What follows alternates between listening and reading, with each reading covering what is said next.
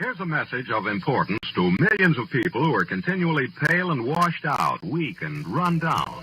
Doctors will tell you that these conditions are often caused by a deficiency of iron.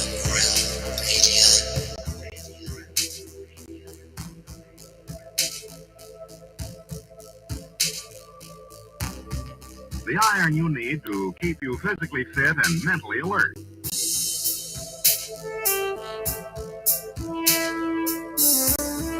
Medical studies show that 2 out of 3 women and many, many men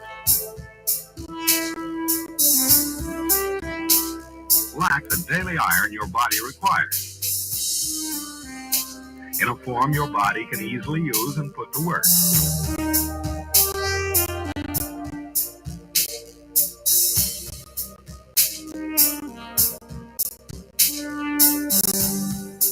Every dose gives you more than your daily minimum iron requirement. We are not alone. We are striving for more. So if you're not getting the iron your body needs,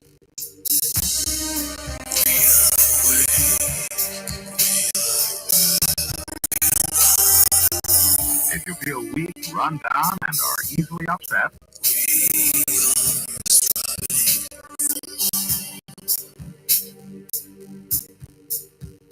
start taking today.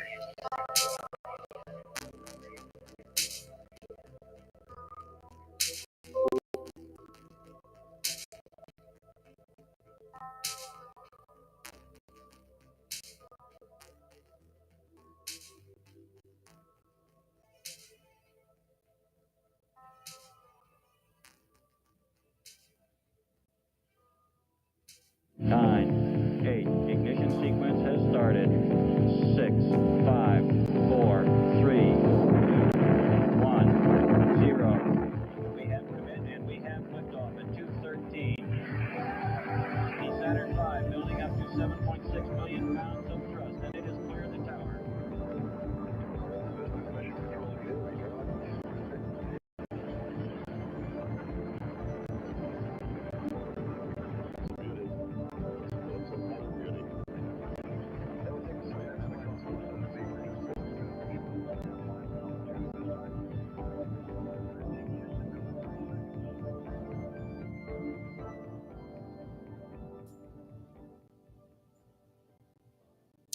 TGIF, everybody.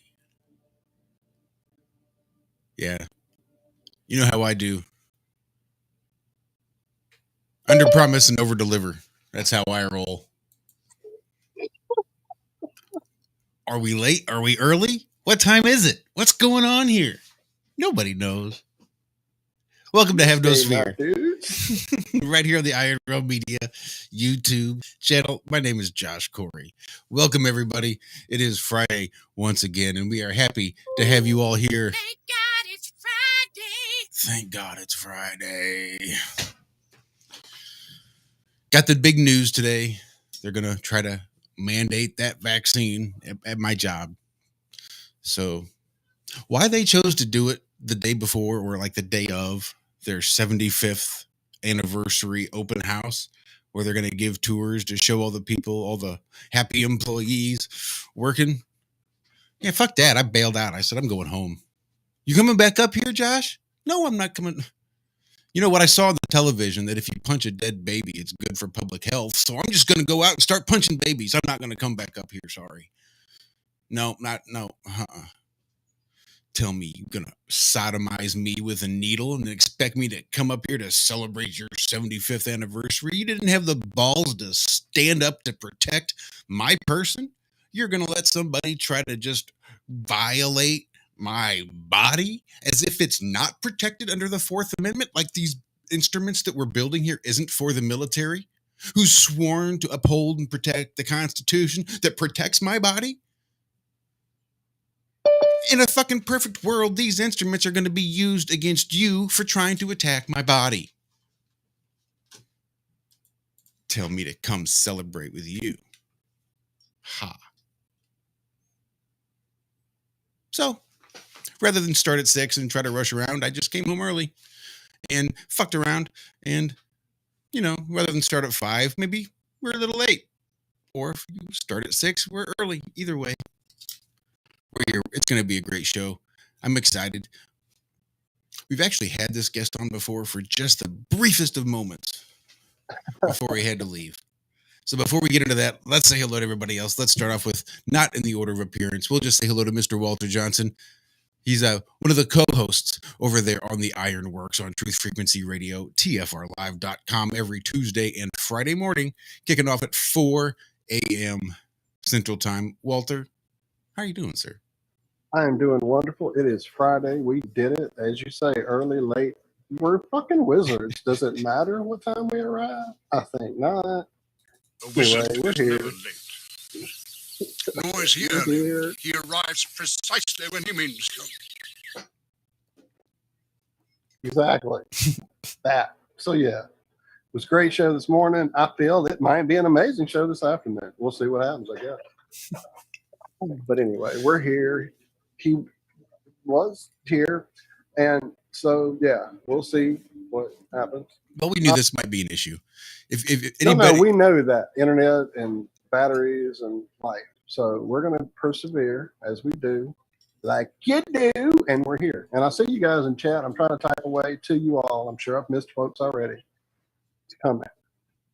Thank you for being here. I'll shut up. There's other folks. let's say hello to Mr. Lucas King. He's got a channel here on YouTube called LC King. Lucas, happy Saturday morning to you, sir. How you doing? Yeah, man. Happy Saturday morning.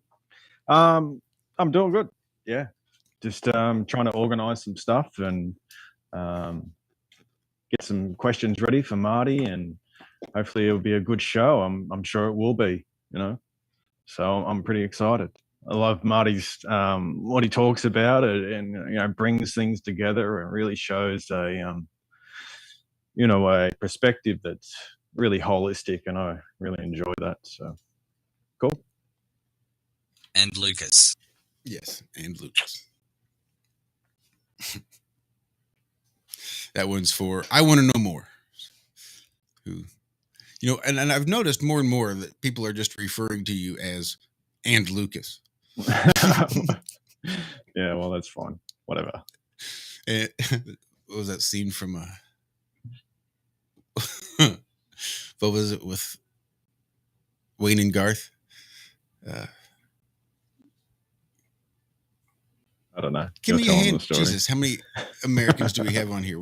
Back in 94, 93, something like that? Wayne's World. Jesus Christ, how hard was that for me to dig Sorry, up I out was of my... typing away. I didn't even hear that, my friend. Man, Yeah. Wayne's World. And with him, as always, is Garth. And Lucas. And Lucas. All right, let's move along. Let's say hello to Mrs. Cammie Nodell, the woman to whom I only get to speak once a week, which is not nearly enough. Cammie, my dear. Before that, let's tell everybody your channel name here on YouTube. It's Aisling717, so if you see her in chat, give Cammie a big hug and a howdy do. Cammie, how are you? Oh, I'm doing good. I get to speak with you more because I listen to you sometimes early in the morning. I'm just too crabby ass to talk. But it is always good to hear your voice. And I do talk back to you sometimes. I ask questions and all of that. You're just not listening very hard. I suppose the headphones would be really helpful in moments like that. I am right now possibly successfully attempting social media and sharing this show because we have such a fun guest on. So I just put it out in the Globebusters group and the Flattoberfest group and was thinking about Cherry Creek High School friends, but I'm wondering about how brave I really am. Well, this would be All of my one for the siblings are in that ages. group too. Yeah. Pardon? Said this one would be one for the ages. It's going to make the next reunion Yeah. one to talk about. Yeah, I'm actually partially considering it. I wouldn't hesitate. It doesn't sound very brave of me. I wouldn't hesitate.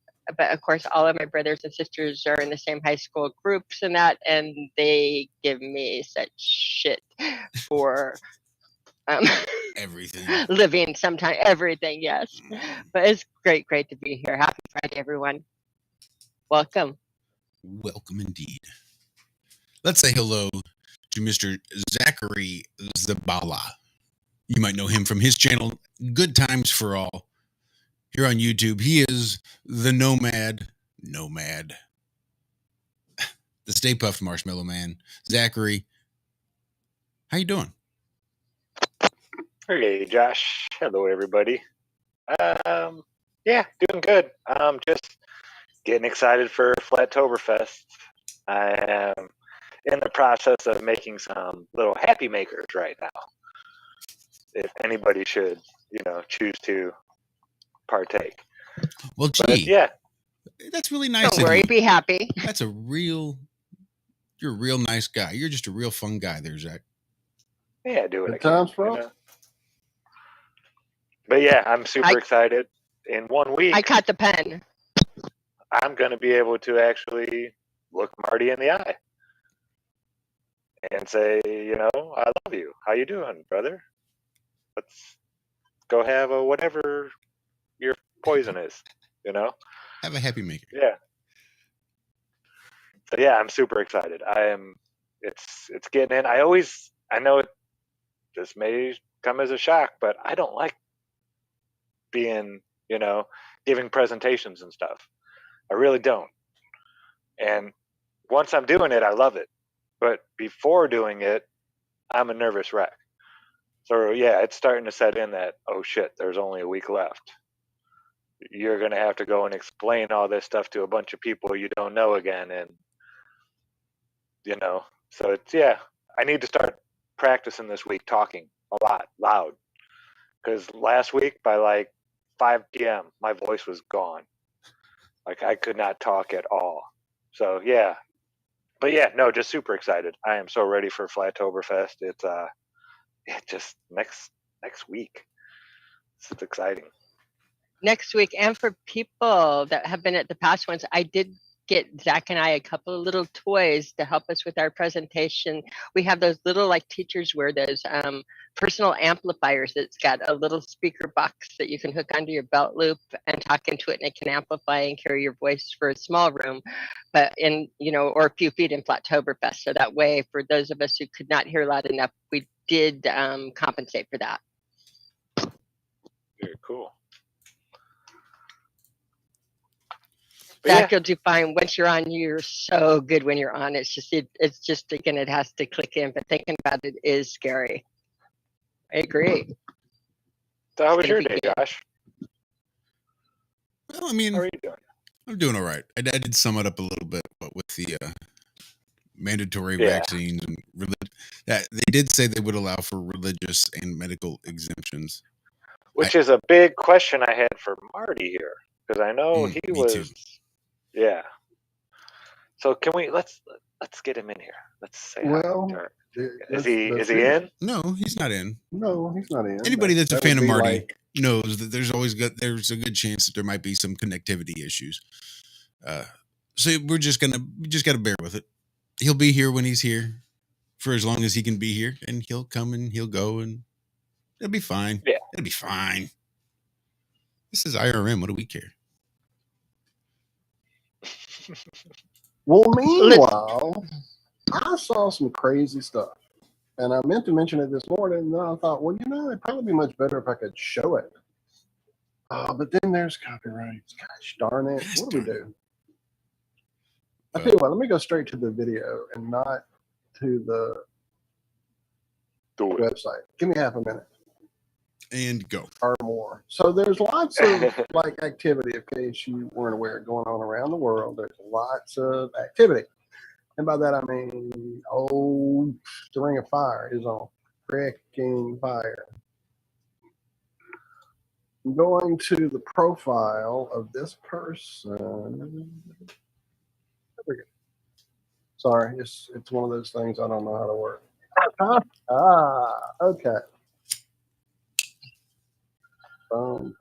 So this is allegedly photography of. Well, I don't think I can share screen, Joshua.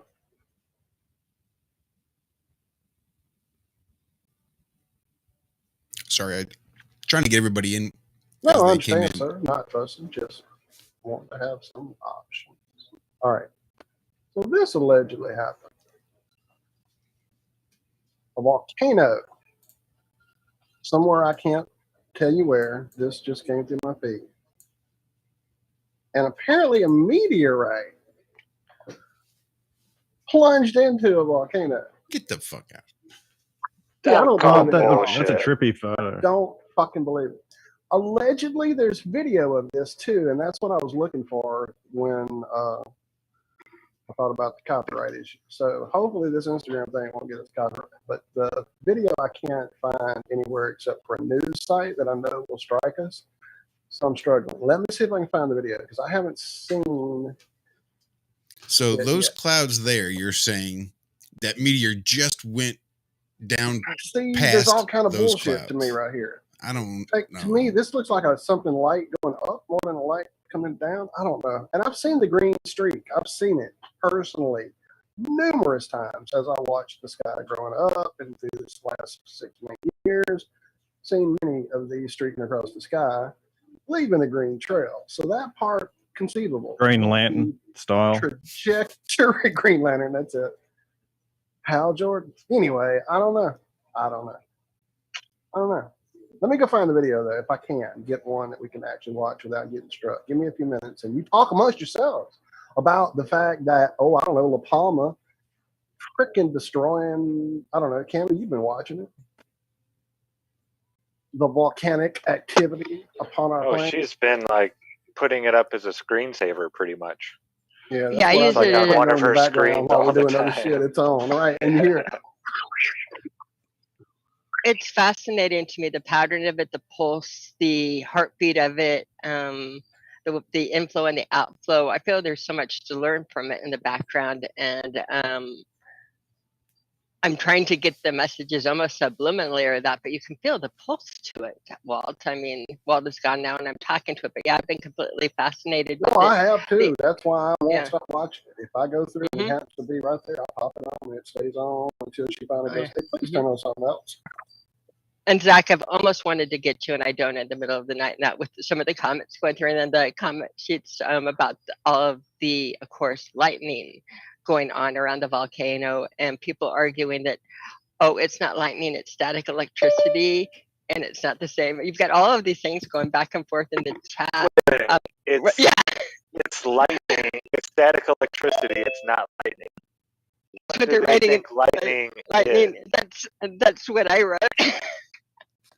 That was some of my thoughts on it. But yeah, you get into these crazy mindsets. But then like different. Oh, that is not lightning about a volcano. That's different. This is static electricity, and going through the phases. Zach, you would the comments would kill you sometimes. I mean, they really would. I do write back. I don't type very fast. And those are fairly quick chats on it. But yeah, people just don't understand so many of the basics, and it's frightening.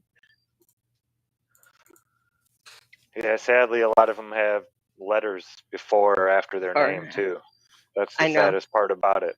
Well, they get all this big education and pass all these hard tests, but they seem to forget like everything as soon as they're done taking the test. I bet you most of them, their entire name is made up of letters.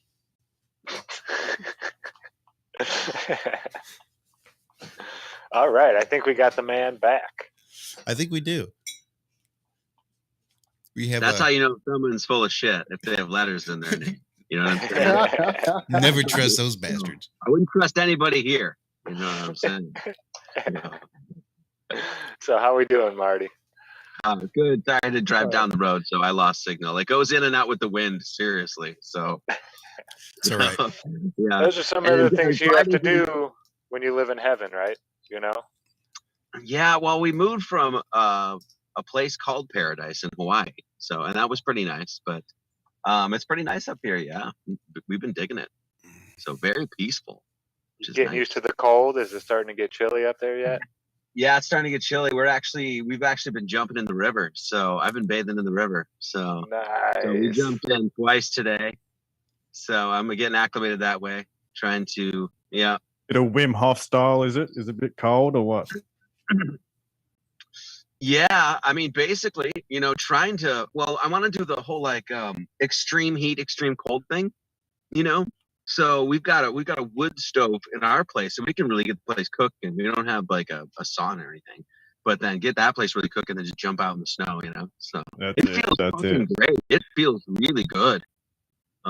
I was really surprised. I'm so like antithetical to that sort of shit. You know what I mean? Like I'm so anti. Like no, I want like a nice hot shower. You know? Yeah, I And know. now I'm loving In it. Shreveport? Seriously, I told like Jennifer didn't want to go this afternoon. I'm like, no, let's go down to the river and jump in. So yeah, it's cold out. We just strip in clothes and just jump in. So, it's good. Now that's In brave. I North used to hot Louisiana, tub which and roll in the I, snow. I Oops, we're get it. both Oh, I'm sorry, Kim. Go. We're all off time. we're doing the same. I know we are out of time with the pictures here. I'm so sorry, but yeah, in Colorado, we used to. I did. Bob would laugh at me. I used to get out of the hot tub all the time and run and roll in the snow, and it was the best. And people thought I was so brave, but really, when you're sitting in a hot tub and you get out and you roll in the snow, it's just like a stingy, warm thing. And before you get cold, you can hop back in the hot tub. You never really go to jumping in a river. That's brave. That's not the same as rolling in the snow, getting out of a hot tub, Marty. I got to tell you, I don't see how that could not hit you to the bone. And I do know the water there is cold. It's not anything like you can think of, Lucas. I'm coming from Denver, and I imagine the water temperature there is fairly, the same or that in the mountains. The cold mountain water. It is not like our South Carolina water here. It is. Well, yeah, it was just ice not too long ago while it was up the mountain. Not too long ago. Yeah. Oh yeah. So yeah, more power to you, Marty. That is brave. You got my vote. Well, they say there's a lot of health benefits. Yeah, the Well, coldest you might know. teach you. The Wim Hof coldest might teach you. Yeah, well, your teacher's an asshole, dude. Yeah. But that dude, like, what do you do? He climbed Mount Everest in just shorts.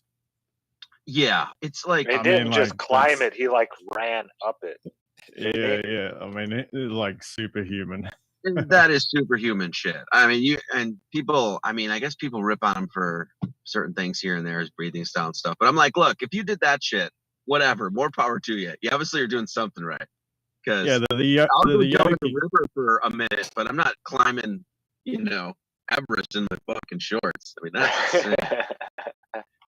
that's that is it. It's all a matter of where you draw the line. I will roll in the snow from a hot tub, but I ain't jumping in a fucking river. So I get you, Marty. I don't know. I'm trying to overcome some of the things that I don't know. Like I said, things I would never in a million years. Like when Jennifer showed me Wim Hof for the first time, I was like, oh, I'm never gonna do anything like that. No, fuck that.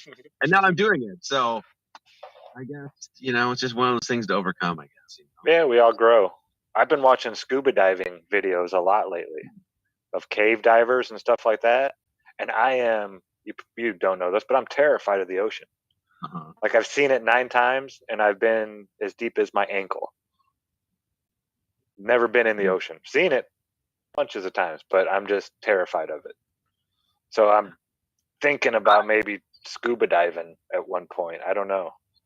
Yeah, I've long had a fear of open water. My mom has the same thing, and so I had to sort of overcome that too. I still won't when I was in the ocean, I'd only go so far out. I wouldn't go way out, but yeah, I've had a fear of water for a long time too. So good on you. But yeah, trying to break it. That's one of the things I don't think I'd ever go scuba diving because I have a fear of like that shit. And there's monsters that live in the water. Yeah, exactly. There's sharks and all that. See, I'm thinking of caves in freshwater. Oh, okay. Freshwater cave, something like that. That's where I'd like to at least start, and then maybe go into the ocean one day. But I don't like water, period. When I jumped in the middle of Lake Michigan off my uncle's, he had a big 32-foot carver. When I jumped off the top of that thing, I felt like a worm on a hook. Everything inside my body screamed, "Get out of the water right now!" And I was in a freshwater lake. So yeah, I don't know what it is about me, but I just can't. I don't like big open waters. Yeah. Everybody's got something, right? Yeah, I think that's that primal instinct that we have, I used to be scared of vagina too, but I got over that one. That's easy to get over that one. Terrible joke. Is it? I don't know. That shit bleeds for 7 days and doesn't die. There should be a little bit of fear there somewhere. I'm just saying. Well, they did say that you don't trust anything that bleeds for 5 days and it doesn't kill them. But I'm a girl, so it's not fair. Not fair. Yeah. I'm kind of glad being old now. Don't miss it. So So what and if- who here is Go ahead, going to Flacktoberfest? Besides Cammy, obviously. And Zach, you're going Zach. obviously. Yeah, That's- yeah, I'll Zach- be there. yeah, Zach and I are That's doing it. an exhibition that you'll have to come see. We'll have the gyroscopes out in the Polaroid filters and all kinds of fun little gadgets, and that to actually see how we observe things and test some different things. So, are you Have going you ever to be able? held a gyroscope, Marty? I do not think so. Awesome. I'm going to record it. I'm going to record everybody this year. Oh, That's my okay. favorite part about this is I get to hand even adults, 60-year-old, 70-year-old adults. It's not a toy, it's a precision gyroscope. And as soon as I hand it to them, they don't realize how rigid that thing stays in space. And when you hand it to them, their face lights up like a child again. Just everybody. It doesn't matter who it is. And I even tell them, I was like, oh, this is my favorite part. I can't wait to hand this to you and watch your face light up. And they're like, yeah, sure, whatever, blah, blah, blah. And then I hand it to them, and they're always like, whoa, what the heck? Yeah, it's awesome. So, you'll feel it. That's cool. Yeah. So, yeah, just me and Cammy. Nice. Well, I'm looking forward to it. Lucas can't make it for some reason. He's just he's slack. a poser. No real commitment whatsoever. I know. And Right? Walt just is scared to meet me, so he's not coming out. Josh met me and just doesn't want to see me again, so I'm sure that's it. Walt's just a It's very you, advanced Kenny. AI. You fucking figured it out after all these years. You got me. I'm going to want a huge hug. I mean, Look, it's lady, when scary. I hug you, it's gonna be a big one. Don't you worry. I know. You too, I can't wait. Bobo. So before we jump in too much further, I do live in Missouri, and Missouri is the show me state, right? Where there's the Tennessists of the U.S., right? So we're going to do a little experiment tonight here live on the air. What I have here are some Cheetos, some 500 milligram Cheetos. And like Walter said, he'd never had any savory edibles. Everything's always been sweet: brownies, cookies, gummies. Most of them, everything has been sweet. So we're going to try some 500 milligram Cheetos, crunchy Cheetos. And it says 40 minutes to kick in, 6:07 right now. So we'll see if I'm still responding to people talking to me by 7. We'll see. So you guys carry on. I'm just going to munch these up real quick and see. Okay. Is it bad form not to share with the party? Like, I know, right? I was thinking, dude, you didn't bring any. if there's a joint being passed, like, how does that work in this situation? I got a really good deal on these too. It was 2 for $30. So it was like $15 a pop. Are those Cheetos like actually sanctioning that? Like or is that just somebody that's taking a bag of Cheetos and dusting them with? I mean, Chester's on the front. There's somebody that looks an awfully. Oh no, but that might be a real I generic bet Chester. you look. I bet he's off character quite Yeah, a bit. that's Oh not yeah, Chester. you got to watch that. That's not Chester. I'm guessing these are not sanctioned Cheetos, but they sure look like sanctioned Cheetos. They're very Cheeto-esque. Don't forget to lick the yellow dust off your finger. I'll be snorting it out the bag. Finger looking good is a whole new meaning here. Yeah, I've only Hey, done I did find a edibles. video. Oh, Something what's about that not go? being scared about. The 500 milligrams worth. I've done that one time, and I felt like I was drunk. Like, not just drunk, but like wasted drunk.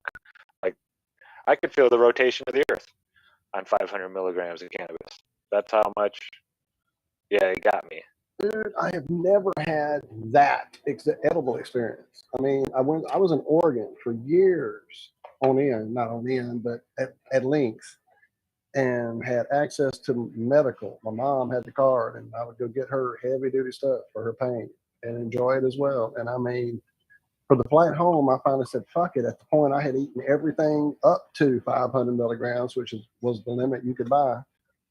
I said, let me see, maybe a whole chocolate bar will do it. Felt okay, but I never had that, oh God, I am so wasted. The first time I ate a cookie at Lollapalooza from the, I guess they were like Rastafarian tent. They were the only place that had anything like that there that year. And I felt something really crazy that year. But other than that, it's always just been like, yeah, I enjoy flowers way more than edibles. So personal, I guess. Before we get too far from it, I did find a video of that. Apparently, I'm so confused. So this happened back in May. You missed the picture, Marty. There's a picture going around from May, I now see, of a meteorite that allegedly crashed into a volcano. There's lots of volcanoes active right now. And so was supposed to be video, I have found now. I'm not buying either of it. I don't know. This doesn't look like what we saw in that photograph a while ago for sure. 1 second.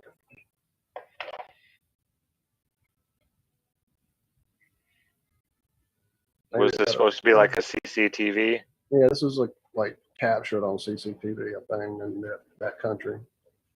It's real quick. Link, you'll miss it. But not what we saw in the pictures at all. It's coming.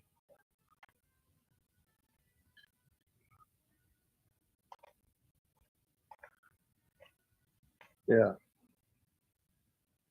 So what we saw in the pictures was hitting dead in the caldera. Yeah. And it was real skinny and long. Yeah, and I mean, if that came from the sky, wouldn't we have seen it streak through those top parts of the sky up here, like not just light up the clouds here. I don't know, maybe trajectory from the distance behind the clouds and it came at an angle. I don't know. 2 different angles from 2 different photographers. Yeah, I've been seeing stuff about meteors over the last couple weeks, but not a lot of stuff being said about it. See, this looks more like plasma to me than a meteor. That did. I don't know, but then there's all that blowing out there at the end that looks kind of like impact.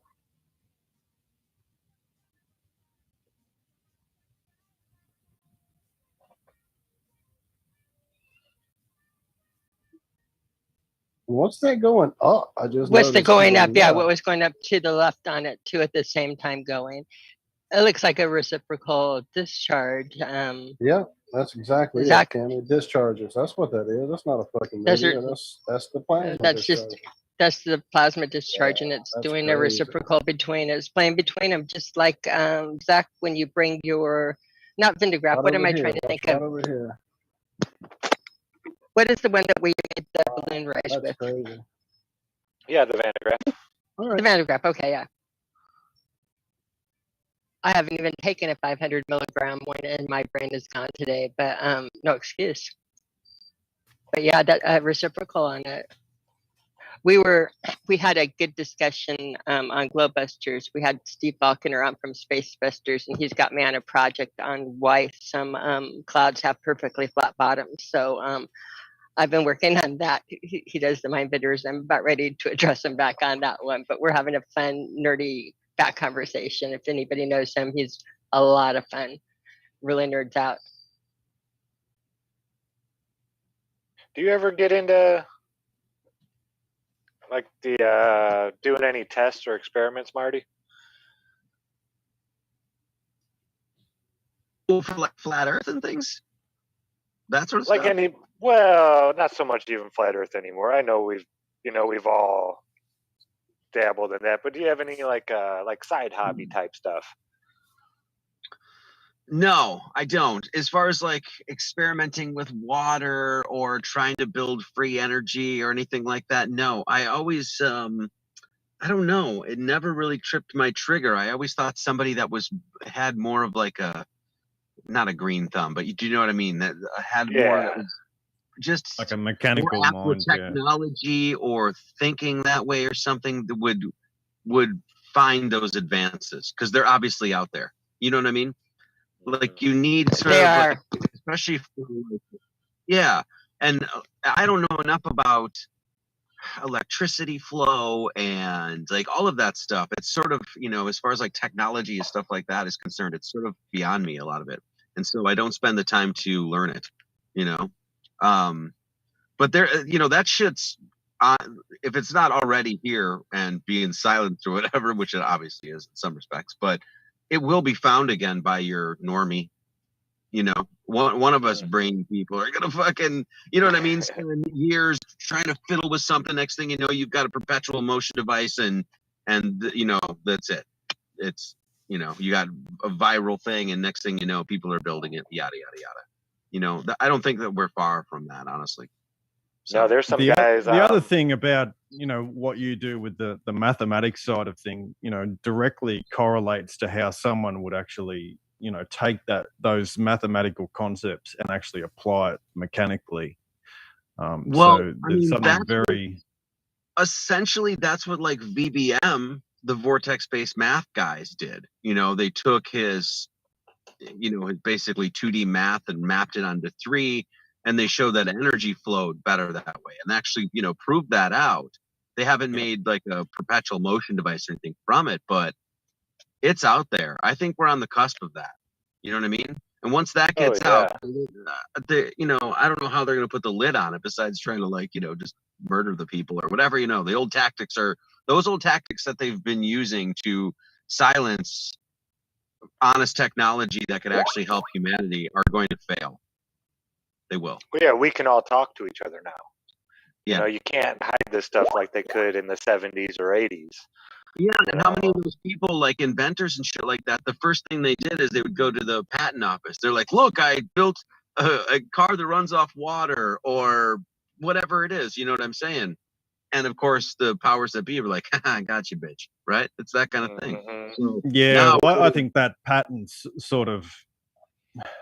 I've thought about patents before, but there really are a sort of evil concept in themselves, that they're sort of withholding information for money or whatever it is. I mean, it's all well and good that the person gets paid and whatnot, but at the end of the day, we should be really sharing knowledge en masse, not sort of, allowing capitalism to actually do its course, and, the guy that produces the best thing wins, you know what I mean, rather than storing away information.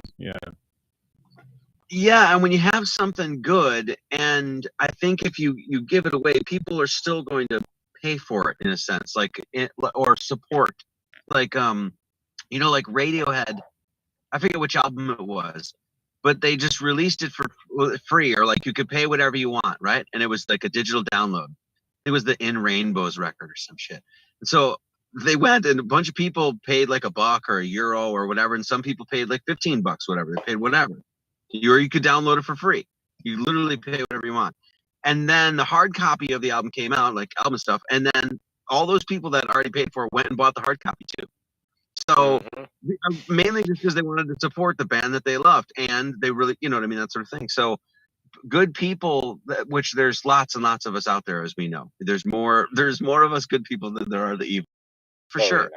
Yeah. And I think that those people, especially as the new age grows on or whatever, we're going to find good people and support them. We're going to find good technology and good inventions and, smart ideas and support them and share them. That's what's happening, So, and they can't put a lid on that. And the other thing, when you're sharing these ideas en masse to people, you're raising everyone up, and then it increases everyone's quality of life. So you can go on to the next thing. That's what, you're not hiding away knowledge and things like that. So, some people have this scarcity and all that sort of stuff. So, I think the more we share ideas and give away ideas, it raises everyone up, and everyone receives a higher quality of life then. Mm-hmm. Yeah. Like, I don't know if you guys watch David the Good. He's a farm guy on YouTube. I love his channel, but he does that sort of thing. He basically gives all of his information away for free. And I watched him for years, And then I went and I bought his T-shirt, I bought his books, and I haven't even read them all yet. And I don't know if I will. In fact, one of the books I bought was farming in Florida, which I have no use for right now. But I still would, still want to support the guy, right? But at the end of the day, he's just going to give that information out for free. You can learn, the ins and outs of a guy who's dedicated his life to gardening for nothing, And so, and when you support that, yeah, that means somebody else can get it for free. He doesn't have to charge people for it just by you supporting him. And how many of those people that have children or have a network or community are passing that information on that passes on to the next generation?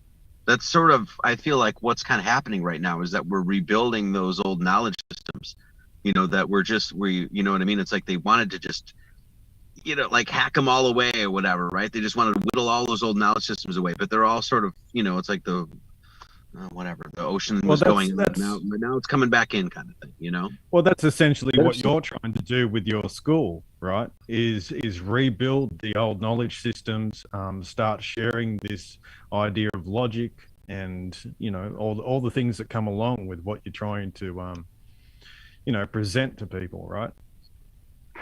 And that's I think that is the that is the start. I was thinking about this, a few days ago, what you're actually doing with starting an esoteric school like you are, which you have for a while, but, getting a little bit more serious with it, is like a beacon for, a new paradigm in a sense.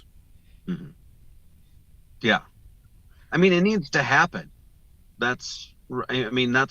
Especially the esoteric knowledge aspect of it. There's been so much baggage that's been put on that, so much, just like nonsense and superstitions. Practicing alchemy is witchcraft. Yeah, all of that. It's all just nonsense, and it really needs to just stop. And so I'm doing my best to help that because there's so much wisdom there. Just like at the core of flat Earth, the true. The divine spark behind that is knowledge of man and his relationship to the creator, right? That's what's really, that drives flat Earth. What's so important about flat Earth. It's like, there's a creator, there's no doubt. And the esoteric knowledge system, everything from astrology to, we were talking today about what kinesiology or whatever, the hand thing, all of those systems are there to really express how truly divine and magical your experience is, and how close we are to the creator. And my Lord, they've been trying to destroy that for a long time. So it's our sort of job in this next whatever paradigm to rebuild it, Well, with that becomes, there's all around those concepts are the concepts of true health. When you're in relationship with your creator, where you know where you are, where you're in relationship with the earth, those are all health building. And what they're trying to do at the moment is basically anti-health. It's anti-life. So that's exactly right, Well, I just think the knowledge of God is coming back in a big way. I really think it is. But I spent the majority of my younger years, formative years or whatever, not knowing anything. Most of the people that I knew didn't know anything, didn't even consider that there's a path to finding God, and even the religious people were just sort of, I don't know, hacking it really. They just sort of developed or were adhered to some belief system that was given to them or some. It was a social thing more than anything. Yeah, they didn't believe what they were going and listening to every Sunday. They went and put on their best clothes and tried to give as much money as they could in that little dish when they pass it around. And they certainly didn't want truly real questions asked. I can tell you that one. I grew up with a grandfather who was a Baptist preacher. I was in many church situations and had many questions about some of this crazy shit, and they just didn't want to hear the questions sometimes. Yeah, I think that those people, lots and lots of people now, myself included, everybody here, obviously, we're no longer accepting those questions without answers. We want answers to those questions that you were asking as a kid. Hey, what does this shit mean? And there are Wait, people he out fought there a that are actually giant. Wait, how did he fight a giant? This is when I was a kid. I thought giants weren't real, but y'all tell us the Bible's real. So where's this giant dude coming in the picture? Little How long did when I the got a little sun older and stop? read Genesis 6:3 about giants in the earth. Then I was really like, hey, what the fuck's going on here, guys? And they're like, no, we need to. It's all just mythology and analogy and. Yeah, in the heliocentric system, how did the sun stop in the sky for Joshua? I never got an answer on that one. That was the one that threw me. I asked all my science teachers. Well, it's just a story. It's like, I don't know about that, you know? There's a lot of people that hold this as the truth, and you can't just go and say it's just a story. I mean, but yeah, how would that work in a heliocentric model? But the trick is even deeper than that, Zach. I think where even Marty was going with it is, first of all, they've relegated what we used to understand as stories, and they've relegated it to myth and not true stories, but fake stories, and have built up a model to do that. But more than that, they've distracted us. We used to ask the big questions. Why am I here? What is my purpose? What am I doing? Like, what is it all about? And instead, we've really completely distracted it entirely to how do you stay along? Every science is now meant to how can you keep people alive forever? It's getting away from the cycle of life and what the purpose is all about. How can you extend the cycle? And they've redirected all of the energy, and it's they've completely taken us away from the important questions, in my opinion. And Marty, was that where you were going, or am I off topic here? I think that's the bigger point is that, yeah, we're all actually starting to ask those questions again and wanting answers. And there's a lot of people out there that are finding answers. It's like life's a mystery, and we're actually starting to, and always will be and always has been, but we're also starting to come to answers as to what is the mystery of life? Like, what is the purpose of this? What is the role of the human being in it? Is there a God? What is the nature of God? How do we come to scientifically prove, with logic and reason and math, that sort of thing, God, all of that sort of stuff? It's like we're actually getting answers to those things. Man does have a purpose. There is something that specific we're doing here. A lot of these answers line up with the arcane wisdom too. I mean, flat earth is a perfect example. When we come to this notion that everything is, geocentric and that sort of sense, then we look back at all these cultures and what did they say? Well, the same shit. It's like the Mayans, it's flat. The Egyptians, it's flat. And so it's like we can come to really know what the human condition is all about. I think that's really what the time period that we're moving into is. And they did such an amazing job at spinning the lie that, yeah, these people were all just, dumb nomads wandering the desert, and they had logs and rocks and chisels, and they made the pyramids, and yeah, it's no big deal, really. Don't worry about it. But they thought they were so dumb they thought the earth was flat. Mm-hmm. And when you think about it, we can't build the pyramids today with all of our great knowledge and technology. But we're just assuming that these people that did it were dumb and ignorant about science and technology. So many people won't ever put that together. I've brought that up to so many of these sheep, and they can't make the connection there. Like, it's no, not just the building. It's not just the building. It's the geometry and science that actually the perfection of it. Yeah, is present in the symbology of the building itself. So, there's layers of knowledge that they've encoded in just the building themselves. It's pretty nutty when you actually think about the levels that they go to and understanding that they had. The one thing that always got me was, and who knows if this is true or not, but it seems like a lot of those ancient buildings were not built for the people at the time, but were built to withstand the turning of the ages. Meaning, it's not to say that the Egyptians didn't build the pyramids for themselves or whatever, whoever it was that built those things, but that they knew that they built these massive things so that when there would be cycles of sort of chaos and rebuilding, destruction and renewal, stuff like that, that these would remain, and that people like us, a bunch of dummies, would eventually wake up and be like, "What is all this shit?" and start asking questions with the answers in general to what those things are embedded within, the Exactly. temples and Exactly. buildings themselves. And that's irrefutable with the quote unquote Gothic cathedrals. Anybody that does any sort of sacred geometric study knows that those things are riddled with mathematical constants and that sort of My shit. It's goodness. just unquestionable. It's There's crazy. volumes and volumes of books written about it, So, yeah, but I have And- I keep coming to this thing that we're like still standing on. We're like standing on Atlantis.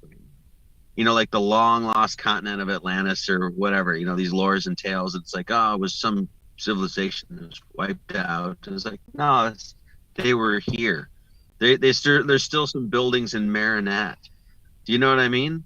And so, I don't know. These things become like markers of. Look at some of the stuff in the tradition, deserts showing that- back up the perennial philosophy, in that sense. Do you know? Showing back do you up, know? kind of thing. Perennial philosophy. I love that. Right.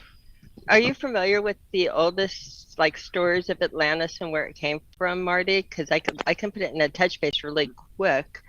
But first of all, take it to the holding up of the world, Atlas holding the world on his shoulders. He never held the world on his shoulders. He only held up. What happened is if you read the mythology in the stories, it was after the War of the Titans, and he was on the losing side. And his punishment was during the War of the Titans, the sky got broken, and his punishment was to stand at the westernmost edge of the world and hold up the sky for eternity. That was his punishment. And then Hercules felt pain and sorry for him, and Apphia built the pillars, and then there's some deception going back on the pillars and it crossing over and him trying to trick Hercules. But Hercules built the 2 pillars to hold up the sky so Atlas could be free. And where he held up the sky and the pillars were made was on something called Atlas Island that became Atlas or Atlantis, and it was on the westernmost edge of the world, holding up the sky where it was broken. And I just found that fascinating that we're so turned that we think Atlas is holding up the world when it was, the sky we see, what we do, the Milky Way, which I would guess would be kind of a break in the sky or that. But it all really follows the mythology if you look back. And better yet than following the mythology, it all follows the magnetics. That if you lay out the magnetics and do the patterns and recreate what we're seeing and what we map by what we fly by, magnetically, there's a giant piece missing that doesn't come together that you would have to have land to pull it together, that would be on the westernmost tip of the edge when you lay it out in a flat earth. It all overlays each other. The pyramids, when you take them up and down, they'll talk about the ascending passages and the descending passages, and you can lay them up if you describe how the realms were described, and it gives you the key on how to get out of the realm in the pyramids. It's encoded in there. I can lay over pictures for you and show you how deep the encoding goes with that. It's beautiful. I mean, it's all right there. It's just looking through all of this stuff. Well, wouldn't that be what finding the truth? Good civilization would do if they knew that there was going to be a cataclysm and they knew that there would be this next civilization that was kind of lost for a while? They'd leave markers for them. They would leave markers, and that's exactly what the answers pyramids in do. that. The pyramids line up, they peg the skies to the land, and then give a map of, I've shown some people. The thing is people, geeky people like me, they get into it deep. I'm really not a presenter like you're geeky and can present. I'm geeky and I'm boring. So it's a whole different, unless I have you right in my hands where, you can't escape, and I'm showing you pictures and it's one-on-one. It's fun to show people that way. But I think there's a lot of people like me that are looking into the things that it's not so easy for us to present, but we see the connections, they're there. And you're spot on, I think, with a lot of the things. And again, I think the deeper we go, I think we're so close to some of the real answers.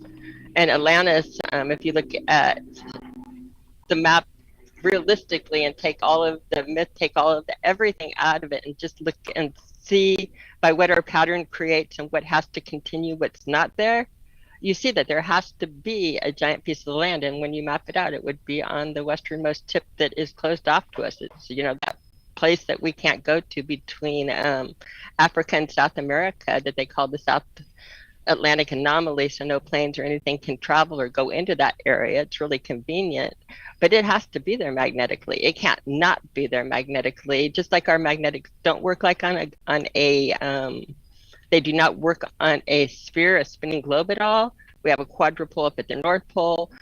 At the bottom, it's a mess. It does not work at all. You can't reproduce it. You can't. They from a molten core, which is beyond the Curie point. None of the magnetics work. But what we do have is we have a quadrupole. Smack dab in the middle of quadrupole is a field extender. We've learned it extends fields, it stabilizes, it equalizes it out. It has so many purposes. It's what they do at CERN. We have that pattern right in the middle of the map, that middle section that they don't show pilots unless they need to go. We had to get a pilot to pull that map out to pull, put it into it. But that little four-leaf clover in the center of those magnetic dots, you see, that's a quadrupole. The side one that you see under Australia, that's a dipole. Those red and those blue lines that are going off to nowhere, got news for you. They have to come together somewhere. Magnetic patterns just don't wander off and not come together. It's a system. It's a Faro system. It can't happen in reality. You can't make a Faro pattern like that. What it means is that like they've dropped off. There is land out there that they've just eliminated from our latitude longitude lines. Well, I would go out there, but I'm afraid of open water. So you Same I boat. would go there, but it sounds cold to me. I would have no problem taking on the Coast Guard, though. I kept on saying on these trips that people talk about going to, as soon as they book one to Tahiti, I am in. As soon as we have to do Tahiti research, but yeah, I'm a wuss. Well, speaking of this sort of central point, which is, your Polaris point or the Mount Meru, that magnetic point in the center, this is sort of being depicted for across cultures. And it is related to Jesus. And I always speak about Mercury, but essentially they're exactly the same thing. And it's across cultures. It's in all mythologies, and it's part of the Trinity. Do you want to speak? I'll bring up a little thing about Jesus and Mercury here, but do you want to speak a little bit about the Trinity and Jesus, the concept of what he's representing? Well, I think in all like high civilizations or cultures, especially or whatever spiritual practices and stuff like that, because you could include hermeticism and alchemy and this sort of thing, is that there's this notion that there's a perfected being, right? That there's that man, and this becomes Hermes, Mercurius Trismegistus becomes Jesus. And of course, a lot of these other sun god sort of characters, you have Osiris or Horus, you have, whatever, Tammuz and Adonis and blah, blah, blah, blah, blah, right? So you always have, essentially in any high civilization or, really prominent religion, you'll have this sort of figure that is sacrificed himself or whatever, and who humanity is supposed to like model themselves after that sort of thing. And so that becomes, of course, Jesus, that becomes Mercury, that becomes like any of these characters. And so when you realize that basically the one realization that I had is that there's essentially a universal religious process that's embedded within nature, and it's as scientific as anything else. And when mankind has come to discover that across the ages, they tend to wrap it up in some sort of mythology. So they wrap it up in whatever, in scripture and myth and blah, blah, blah, blah. So there, you have, of course, your Jesus character, you have your Mercury character, that sort of thing. Now that's all fine and good, except especially with the Jesus and Mercury thing, is that you can make, especially mathematically, like direct connections to both of them, showing that they're encoding the exact same things. The exact same things being mentioned here are universals. They're things that any human being could find. Well, anything that a human being, that it doesn't matter like where they were born, what language they speak, what time period they were born on Earth at, you could find this information. And because it's a universal information, that tells you that you're literally dealing with the intelligence, or I guess you could say the intelligence of the Creator, you know. And so that seems to be what's at the core of a lot of these, belief systems and things like that. And once again, if you can go in and actually show that the math aligns, especially like cross linguistically, like, when you're looking into like philology and things like that, that's pretty profound, because math is universal. Math is universal. Everybody will, anybody who, conducts or produces a triangle or whatever, or draws a triangle, that is going to measure the interior angles at 180 degrees. It doesn't matter who you are. And so when you get to the Mercury thing, right, as LC and I have talked about, he was known as part of a trinity. Of course, he's Mercurius Trismegistus, tri meaning three. He's, he talks about Mercury being, this could be Thoth as well or whatever. And, in some of the, like Hermes, of course, in some of the like transcripts and things like that, he talks about the word of God, like the exact same language and ideas. So what you're really dealing with here is, when you look at a Jesus character or a Mercury character, that sort of thing, is that you're dealing with this sort of perfected man. In Kabbalism, this would be your Adam Kadmon, and hence why Jesus is considered the second Adam, or the last Adam, the Adam Secundus, because he's representing this sort of, once again, cosmic archetypal anthropocosm is really what it is. So, and that's what Mercury is all about. And the Trinity is basically like, it's part of polarity, and the Mercury is like the central point, or the Jesus is the central point between that polarity. So you have the mother and the father and the child, or the Father, Son, Holy Spirit. And you've spoken of on Freemasonry and things like that, and you can see in this depiction here of the zodiac that May Sun, or the May Sun is where Mercury is as well. So you see it's all about this same sort of balance point between the two polarities. And I'll bring up an older one that shows this from ancient Indian as well. So it's this central point of the zodiac, or Polaris of things, is the balance point from which everything grows, in a sense. Yes, and it's always about, pretty much when you look at like mystical literature, it's always about unifying the opposites, coincidentia oppositorum, or finding a balance, right? And so in this sense, yes, Mercury, Jesus plays that center point, that balancing point. So Jesus, in this respect, is the center between the Creator, Father, and the Holy Ghost, Holy Spirit, destroyer, and he's the preserver. And so this is past, present, and future.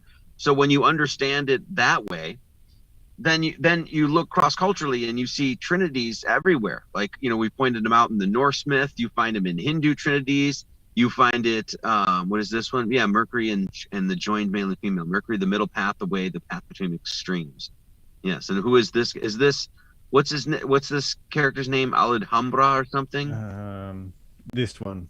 You want to say that? Ardhanashvara or whatever, right? So this character, go ahead. Yeah, so it's a composite form of the Hindu deities, Shiva and Parvati, or Shiva and Shakti. This sort of like the yin and yang. Is depicted as half male, half female, equally split down the middle. And so it's sort of recognizing the polarity in us, that we are both have this right side and a left side to our brain. And this Mercury point is sort of like would be the third eye. It's between the two, the connection, the bridge. Or if you're looking at the sun and the moon, it's the joining of the two, the polarities. And so, yeah, it's all about that linkage between polarities. And it's a really beautiful concept once it's and it's actually really scientific as well, and it can be applied to everything we see in nature. And in the fractals, oh, go ahead. Oh, I was just going to say Mercury is also, like as a metal, it's an amalgamate, right? So and in this sense, you see Mercury in like alchemical sketches and things like that a lot between the sun and the moon. And it's this idea that it's merging both the sun and the moon, or it's taking in the power of both the sun and the moon. Yeah, there you go. Well, yeah, mercury is also like the alcohol of the plant, and they would consider that what connected the spirit of the soul of the plant to the, like the actual matrix of the plant here. Like you have your sulfur, your mercury, and your salts, the three components that the four elements create everything with. Well, yeah, that mercury is like our connection to our soul, so to speak. Our soul is somewhere else, and our mercury is connected to that, and then connected to this meat suit that we walk around in. At least that's what some of the old alchemists that I've read on, that's what they talk about. Mm-hmm. But they say it's different for, the animal, it's different for the mineral, but pretty much they're all made up of these three basic components. Everything on Earth is. Now, Zach, can you go ahead? I'm stepping on you. I'm sorry, I'm not good at this. No, go ahead. Go ahead. I was going to say, with doing the trilogies too, and Zach especially will know, and you'll be familiar, Marty, with like any of the Masonic stuff in the trilogies. When you build the two pillars, the stairway appears, and you're familiar with that. The two pillars that are everywhere in the third. So your trilogy also. Can you throw me a share screen, because I've got it disabled, Josh. Let's see if his thing kicked in yet. No, I'm good. You're set. Okay. So, share. So magnetically, when we did magnetics and did the two pillars to represent it, your third pillar showed up in the middle. That would be your Holy Ghost. It's your vortex, or your North Pole on the map. But the two pillars create the third, and so it shows up all of the time magnetically when looking at things like that. I think it overlaps in so many areas. Yes, I think this is the point of the holy sciences, is that you basically take these archetypal ideas of the idea of uniting opposites, or three becoming one, or one between, as this sort of pillar between the two, balancing, that sort of thing. You take these ideas and you find, because they're universal, you'll find them everywhere. And so you'll find them in magnetics, you'll find it in time, you'll find it, of course, in the mythos, you'll find it in your own spiritual directive, meaning that at the core of what it is that you have to do is find a balancing point between two extremes, kind of thing, So this is the idea of really what holy science is all about. And so when you find these axioms of creation, the Trinity obviously being one of them, when you take that and use that as your framework, then you go out into the world and you can start discovering this stuff everywhere, because it's literally made from these ideas, And this is really what Kabbalah is all about, because Kabbalah is about studying the emanations of God being at the core numbers, and what those numbers, the qualities, the quantities, how they interact in the world, their associating geometry, etc., how they actually work in the world, And so that's why you'll find the Trinity, which is at the core, when you strip all the bullshit away from it, is a mathematical idea. Three becoming one, that's completely mathematical. And you find that at the core of, Hinduism, and like the Norse stuff, and Freemasonry, and alchemy, and Hermeticism, and of course Christianity, and it's all over Kabbalah. You start to see that it's like, okay, this is the science that we actually should be learning, because you know what I mean? Yeah. So and that's true of like even Buddhism, which I've sort of delved into a bit, and especially when you're looking at, say, meditations of Zazen and things like that. What they're essentially trying to do is be in the present moment constantly. So Zen is not being in the past and not worrying about the past, not worrying about the future, and just being in that present moment and enjoying it and taking whatever comes at you. So it's an application of the Trinity to the mind. And so that's where you find your power, by being in the present moment and being aware of what's happening around you. And it is like that state of awareness, and that's that present moment is the eternal moment, and that's really what Jesus represents, is that eternal now, in a sense that it's never doesn't have a beginning, doesn't have an end. It's always in that present. It's out of time in a sense, but it's also in time. So it has these qualities that are transcendental, as you talk about. Literally too. And when we started this conversation talking about how people, sort of being on the cusp of somebody finding some, free energy device, or working with water that allows plants to grow better, that sort of stuff, they're going to make those discoveries based on information that we're talking about right now. Meaning that in order to make those discoveries, just like any of the greats had, I mean, when you talk about Tesla, he's like, oh, if you only knew the power of 369 kind of shit, right? In order to make those discoveries, you're going to have your foundation in knowledge like this, because it is universal, because it is transcendent, because it's at the core of these religions. So when we talk about these sort of holy science and things like that, it goes all the way from hopefully at least someday being able to find some sort of perpetual energy device or whatever it is, all the way down to Buddhist meditation techniques, right? Well, yeah, I think it wasn't it you, It'll Lucas? have to be. Oh, go ahead. I was just going to say, Lucas had just taught me recently that Voltaire and Watts and all these guys that had to do with the great advancements in our electrical understanding of how it works, they were all reading ancient Sanskrit from India. That's where they got all this stuff from. So yeah, this isn't new information. It's very old, and it's just being found again. And it's going to take a huge influence of people getting into this and making it happen in their own freaking garage, backyard, bathtub, wherever. It's got to be those people, because these people are out there. They're out there. They have been out there. There's the Hutchinsons. There's the guy in Lucedale, Mississippi that made the engine that was running like over energy. There's all kind of people who come out with these things, and then either suddenly all their lab shit disappears, they get some kind of smear campaign put against them. There's always something that then nobody wants to go look at their research for some reason, and that's got to stop. It's got to be so many people doing this, just like what's happening with Flat Earth. It starts to be in the fucking mainstream. They can't stop it anymore. So it's got to be that kind of thing, where so many people are trying to make this happen that it won't just be something attached to your house where they're making you pay for the free energy they already are doing. You'll be able to attach it to your back of your house and get your own free fucking energy. Sorry, I'm ranting. I love a good wall rant. Amen. But yeah, and that's the thing. Most of this stuff, I mean, has already been created. A lot of the stuff we're mentioning. They're using it. Yeah, it's already here. It's all around us. They're doing it. People That's what they're fucking doing.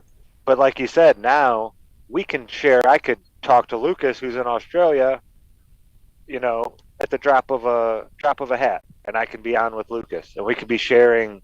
Back in the day, they couldn't do that so much, so they could get stifled and taken, drugged through the courts, or thrown in prison for tax fraud that wasn't real, and all these different tricks that they do. Now, though, we can share the information. People in prison can share information with people. They can get online now. It's crazy. So yeah, I mean, it's a different world. It's going to be a lot harder for them to stifle this growth now. So bringing up what you brought up before, like I've done some research into like the Sanskrit and things like that, and they have a lot of the encodings that Marty talks about that are in the Bible as well. So they'll be using phi and just the way that their language is set up. And it seems to be, it's this sort of encoding seems to be universal as well.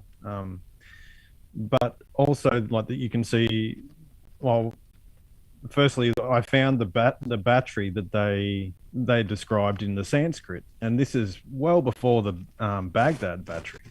And so they were describing how to build the battery and also how to use it for electrolysis. So setting up, and they had different names for the cathode and anode and things like that. So in the battery that I found, they had, the Varuna and Mitra for the cathode, so, and this Varuna Mitra was this singular, and you can see it as a symbolic personification, just like Jesus or Mercury is a personification of the polarity. But you see this joining, this electricity was actually called Varuna Mitra, or these two anode and cathode joined together creates that electric current. So there's a bunch of symbology that's related to each of these. The Varuna is, associated with the moon, and it's associated with water and all these different sort of symbologies to it. But it's a really good way of describing qualities of, parts of our world, and a relationship that is not just, it's not so scientific, dry and things like that. It has a quality to it that actually tells you a story that you can relate to. It's a way of, teaching that is a little bit different than what we're used to, especially through our schooling education. And so we just sort of have to pull ourselves out of what we've been brought up with and see these as really elaborate and highly intricate stories that tell us some very powerful scientific stuff as well. Okay, that's my little rant. Over.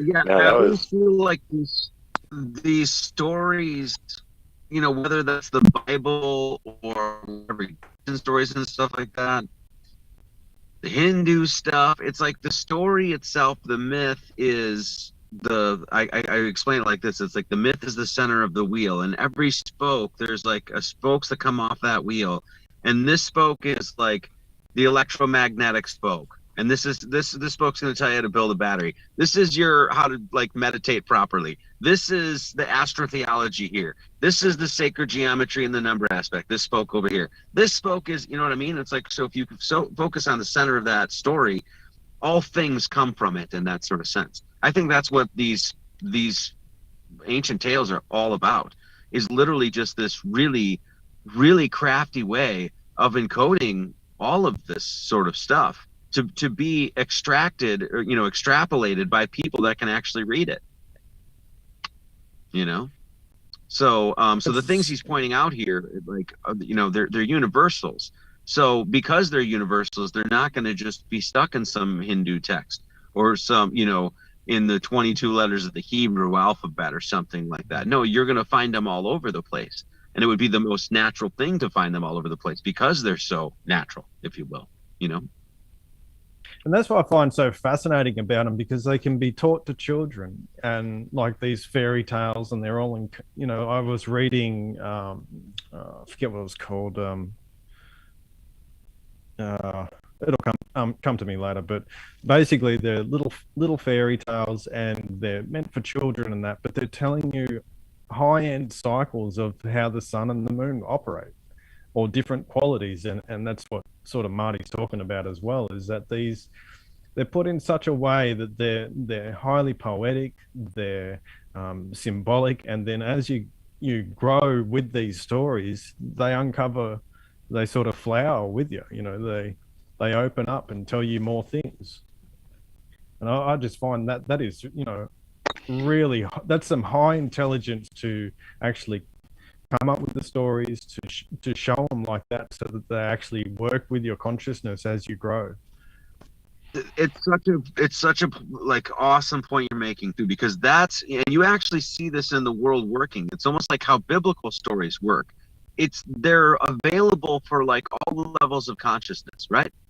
And they can be available to really low levels of consciousness where people just believe, it's whatever, it's a history book. It was like this guy 2,000 years ago, and that's fine for them, and that's what they're going to get. But then these stories will go all the way to the point where they're encoding high levels of mathematics and the designs of design elements of creation and shit like that. And so the myth in that sense plays that part so perfectly, and it can also be used to deceive people.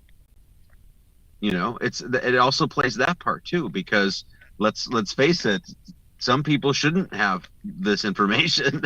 You know what I mean? They didn't earn it, they don't deserve it, they would do something nefarious with it, that sort of thing. So the myth and the religious stories act as this sort of perfect concealment and revealment, is that a word, to the people who are ready for it and actually seek it out. And when if you look at it that way, it's like, Jesus, that's freaking brilliant.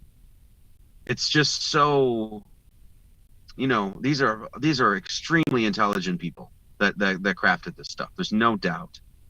Oh yeah, these people were. I don't know. Can you think of anybody that writes like this today? I decode the shit and I can't even write like this.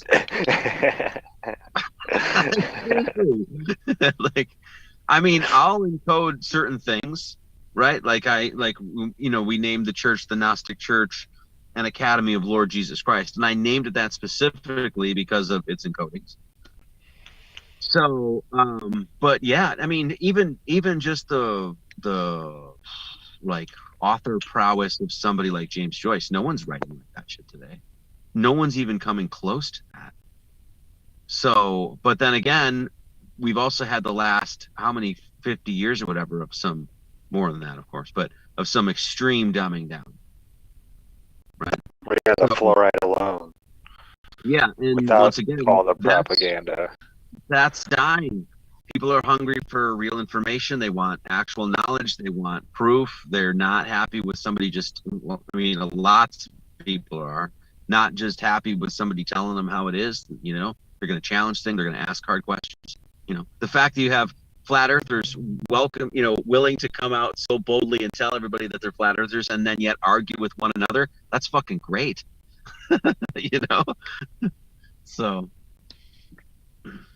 Yeah, that's real progress right there. Yeah, it just means you're asking questions and pushing it forward. So. They've done a really good job of, when I say they, the elite or whatever, have done a really good job of taking the symbology that is something good, that shows us where our power lies, and putting it in people's face so they think that it's actually evil or it's against humanity in some way. And this is one of the biggest fights that you have, Marty, is basically pushing back against people's own concepts and retaliation against symbolism that they perceive as coming from a wicked place. That shit's full-time job. Because you're right. They have done, I've said this for years, they've done a bang-up job of basically taking very sacred ideas and dousing them in Satanism. And so that way, anytime that somebody starts to go down these roads of the esoteric or the mystic or the alchemical or the occult or the hermetic or whatever, it's like, oh, that's all devil worship, And yeah, they've done a great job of that. But that spell is only going to work so long, and obviously that's coming off. Yeah. Well, there's a perfect example of something that's, bothered me over the years. Lucas King just put the frickin' eye of providence, the all-seeing eye of God. I don't know how long, for years, studying that symbol and seeing it as, a very brilliant symbol, encoding so much, that sort of thing. And then he would go online, and anybody that had any reference to that would only associate it with, whatever, a CIA logo, or the fact that Mark Zucker had a jacket on with an all-seeing eye of God. It's like, look, and it's and then not to mention the people covering the one eye and having the one eye symbolism, or the putting the Trinity with their hands. Oh, I should get my camera on so I can show it. But they put their hands up and they do the one eye symbolism, that sort of thing. So yeah, and when I saw that, Illuminati confirmed. Yeah. when I started looking at it, you can actually see the geometry that's built here. Now, this geometry, particularly this little section within the triangle here, is actually called an eye. It's part of the eye. But the geometry from this actually starts to map the flat Earth, and it's related to how they used to map. I'll see if I can find it here. It's to do with the 33. So out of that geometry, you can start to create the 4 quadrants, and then the 8, then the 16, and then the 32, with that central point being the 33. And you see this mapping is based on navigation, the north, south, east, west, and so there's a whole science of mapping, how to do measurements, time.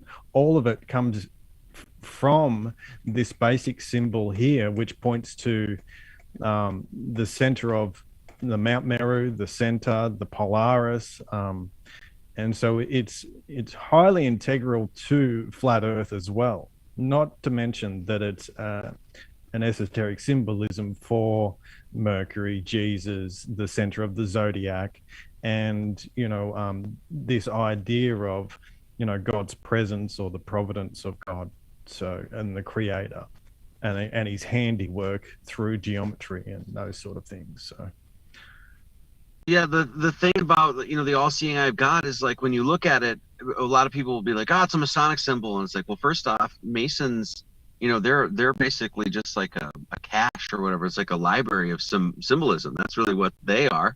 That's all it is. So that's why you'll see, they'll use the hand of Fedimon as much as they'll use the all-seeing eye of God or the cross or whatever. So, but the thing that always struck me is that the basic elements of the symbol of the all-seeing eye of God are all universal.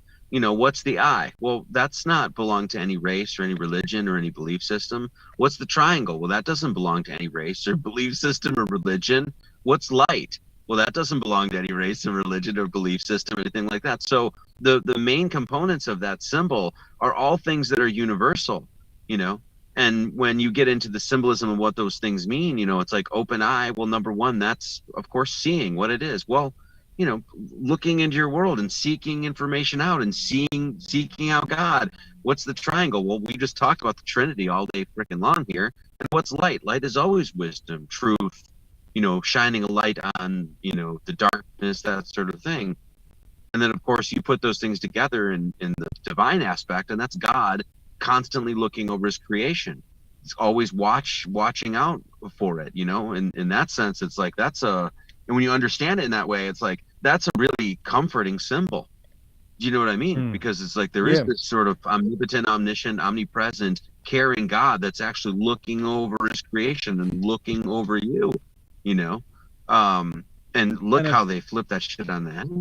And it's also a symbol so for well. consciousness itself, that, like I was saying about this, its association to the third eye and things like that. Well, that's associated with your own consciousness coming through. Just as, looking into someone's eye, you're going to see their soul, or see the light in their eyes and things like that. So it's all based on, this idea of consciousness and, trying to, and for me, when you look at the past and how they were trying to, talk about different things, well, they were all about, consciousness, raising one's consciousness, being that central point in your own world, being part of your own world tree in a sense.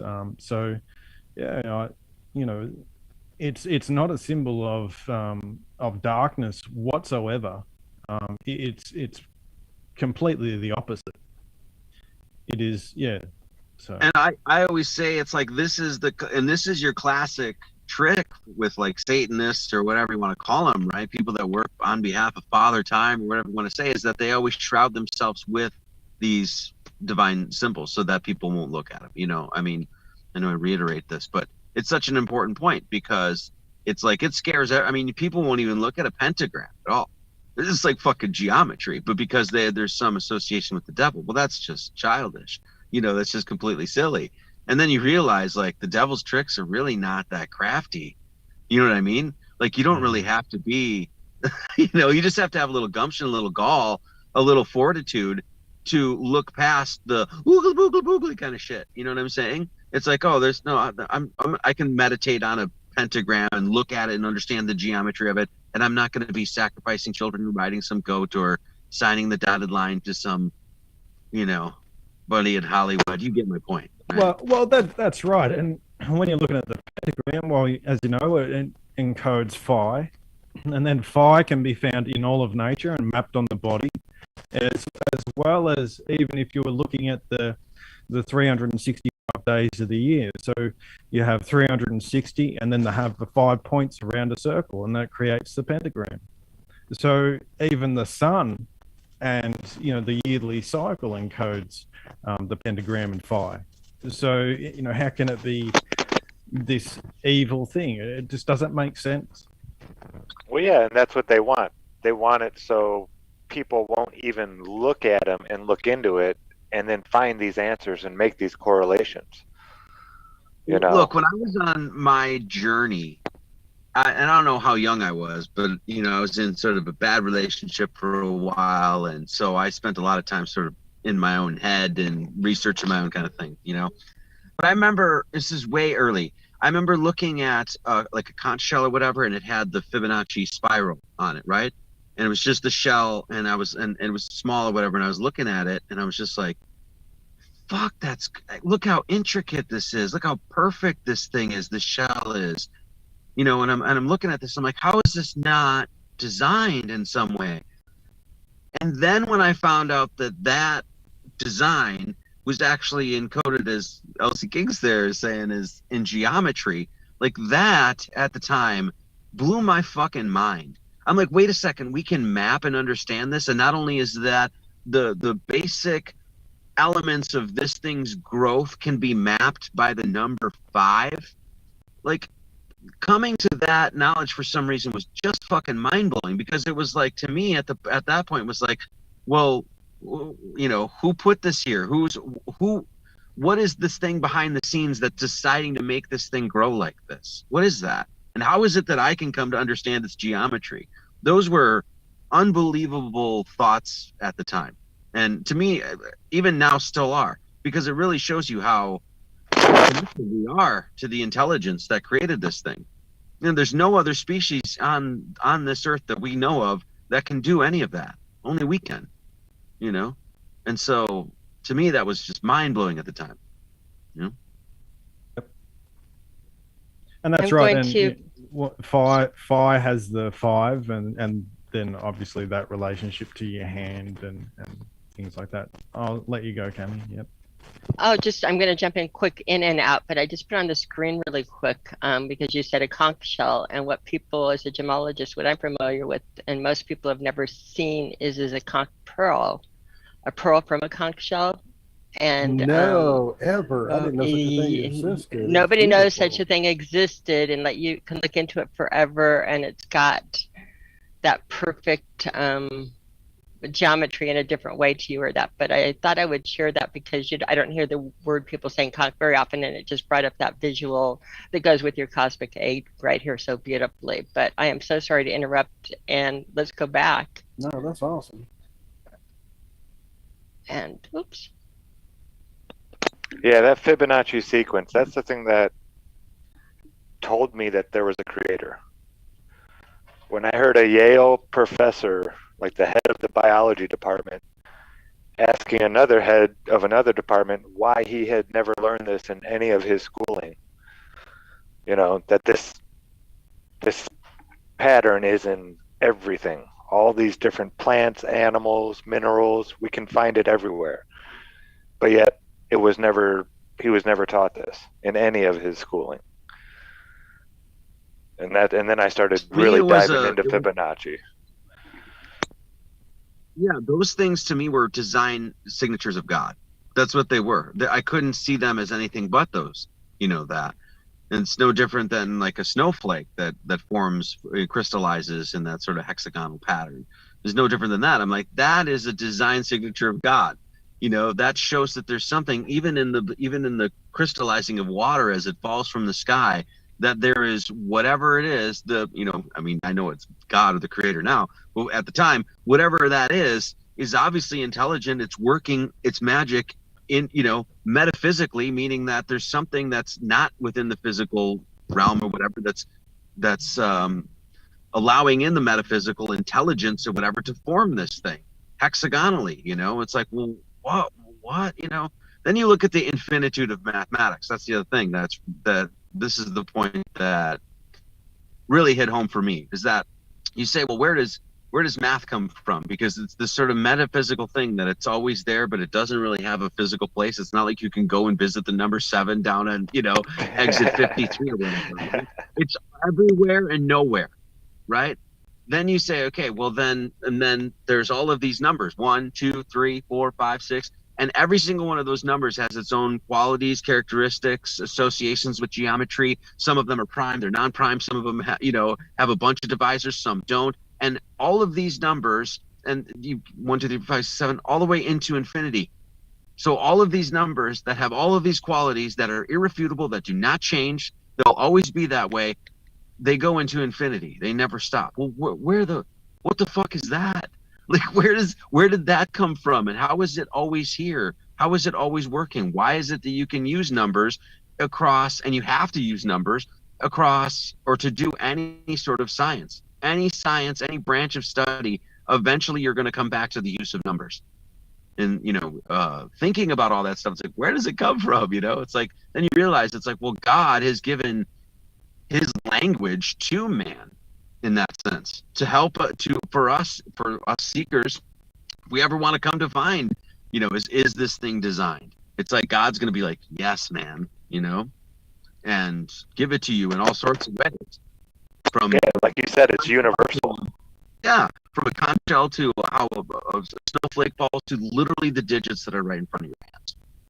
And this is what they don't want us seeing. They don't want us looking at any of that. That's why we have all these screens and all these signs and all these, different places to go and things to do. They don't want you looking at nature and the creation. Because if they can hide the creation from you, then they can hide the creator. What's so genius about the creator too is that when you understand that in one sense, like the provability of God comes with mathematics, well, he's placed that math on everybody's hands, in hands and feet, right? And so in that sense, it's like, if the information is ever lost, God made it so the information can never get lost. Do you know what I'm saying? Yeah. Because at some point somebody's going to look down at themselves and be like, oh, this is created. I'm gonna map 5 right on my arm. It's on my whole body. Oh, I can count I can triangulate 7 right on my 2 hands, that sort of thing. So that's what's so brilliant.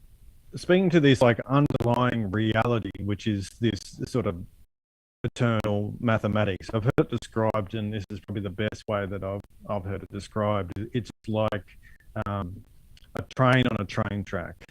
And this underlying reality is the train track. It doesn't move. And we're in the train looking at things passing by, and we're in this world of change. But it doesn't but the train track never moves. It's just seeming like, you're traveling along in a sense. So there's always been there's been lots of different ways to describe this underlying matrix that we're a part of.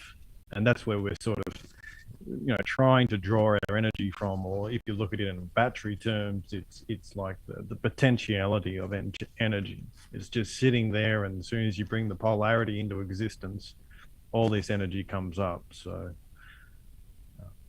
anyway. Now, what is also going on in the chat is Marty, things you're touching on, and Lucas, things you're touching on, and all of us are touching in the chat in a strange way that everybody is getting reminded of different things, and it's pulling back, and we have to resurface. And one of the things that pulled up immediately when you and Lucas were talking at the beginning for me, Marty, was when you're talking patents, copyrights, and then we even got into other things on it. That a few years ago I was working on nodal points and magnetically, and how they would do it. I started doing a pattern on the spirograph and I'm a bad artist and it's messy and stuff, but I got the pattern, I got the basic pattern, and then I scrolled for it to see if somebody had it out there nicer, and I came across it perfectly. And I'm looking at it as an Earth type of thing, that this would be the Arctic Circle, this would be the equator, this would be the tropic, or basic Tropic of Cancer, Tropic of Capricorn, and the equator, and the way it lays over for a flower of life. But I was looking for your nodal points and your gateways and your different things described. And I started the pattern, we finished it, and I found this, and I've never seen this.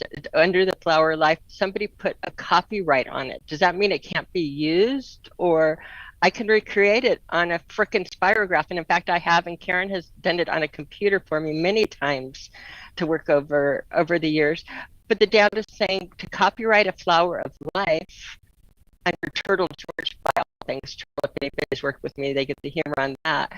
That just brought up and made me revisit the nodal points, and again relaying out with the ley lines and the magnetics and the way they work, and that it does know where it crosses over and you get your nodal points or gateways. But something, everybody is getting hit with things while you're talking, and so I shared mine because I have the ability to grab the share screen. Probably pretty rude, but everybody, as you're really affecting the chat a lot. We have a small friendly group that's very intimate and cares a lot, and you're touching them in a lot of ways that they're usually not touched. So I think that was really awesome about the show. Yeah, you have that effect, Marty, for sure. I'm touching them in ways that are good, though, not like not the creepy way. He's not like Joe. You're not creepy like Joe Biden. We appreciate you not being creepy. Yeah, this sort of matches up with that seed of life, or how you would calculate it in sort of these harmonics that we see as well, which is the 216 and things like that, which is 666, and those sort of things. I'll pull up another one that sort of shows this as well, but it's part of mapping our world as well. It definitely. What is it with the copyright? How does it affect you with the copyright on things? Can you use the artwork? I'm sorry, I'm being selfish. Can you use, when people copyright it, can you use that artwork, or what does that mean? Because I really don't know in reality when you have a spirograph pattern with a copyright on it. I don't know. I've used all kinds of copyrighted stuff. Yeah, and I would have a hard time believing that they could copyright. Yeah.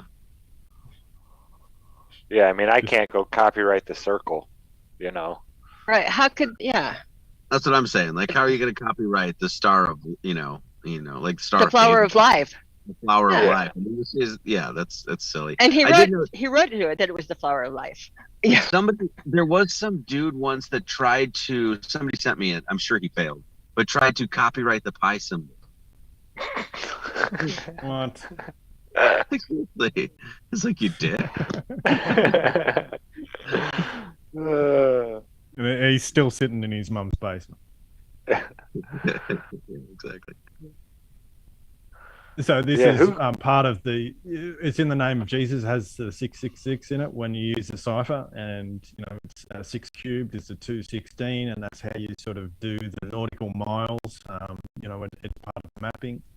So it's the minute divisions in a circle, relating to the nautical mile, mapping the stars, circumference of the equatorial circumference of the Earth, so those sort of things. So it all relates together, and trying to build a bit of a picture for everyone watching.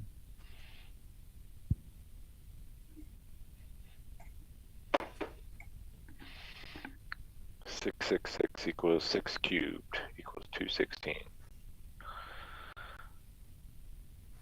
So what I was just going to say, I think once again, it's this idea that once you learn the fundamentals of what would be construed as like whatever, ancient carpentry, sacred geometry, sacred number, Kabbalah, whatever you want to say, once you learn those things, you can, as he's doing, you can take them into like, literally, nautical miles, that sort of thing, that you're going to find the same sorts of things there.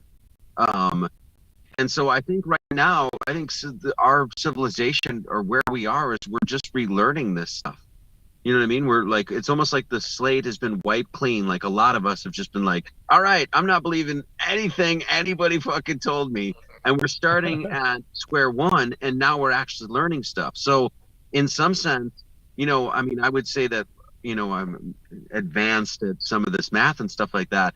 But in another sense, I'd say it's a lot of things that I'm doing is probably kindergarten shit, and will be in 20 years. You know what I'm saying? Mm-hmm. Yeah. You know? Yeah. Yeah, absolutely, So- man. Every time I think I have a grasp on something, one of you guys drops a brain breaker, and I'm back to square one, just like, oh shit, I thought I knew a thing or three. Yeah, I mean, just think, we had to learn. I had to, just like you guys, spend how many years on learning shit. First, I had to figure out that there was a creator, and then I actually started learning shit. The next generation that is born. First, we had to unlearn. First, Yeah, we we had had to get rid of some of unlearn. that bullshit, and then And- we could actually get some real stuff in there. and still unlearning to this day. Still Where unlearning the next every fucking. yeah, where the next generation, it's like, well, no, we can start them off with, well, first off, you know, who's, you know, anybody that I know that is a flat earther that has children, they're not teaching their children Helios, you know, nonsensical bullshit.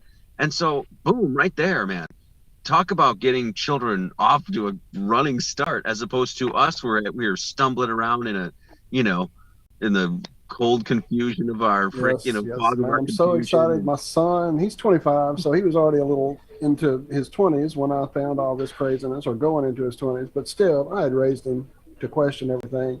He's in Houston this weekend with some friends, and their hotel is literally across the street from the Johnson Space Center. So he plans on going over there tomorrow, if they have the time, you know, and hitting them with some whatever. He's going to definitely see if they have the Earth is not flat. We checked pins and bring me one and all that kind of stuff. He can't wait to go give them shit. So, yeah, dude, it's great to pass those seeds on. It just, to know he's doing that on his own, cheers my heart.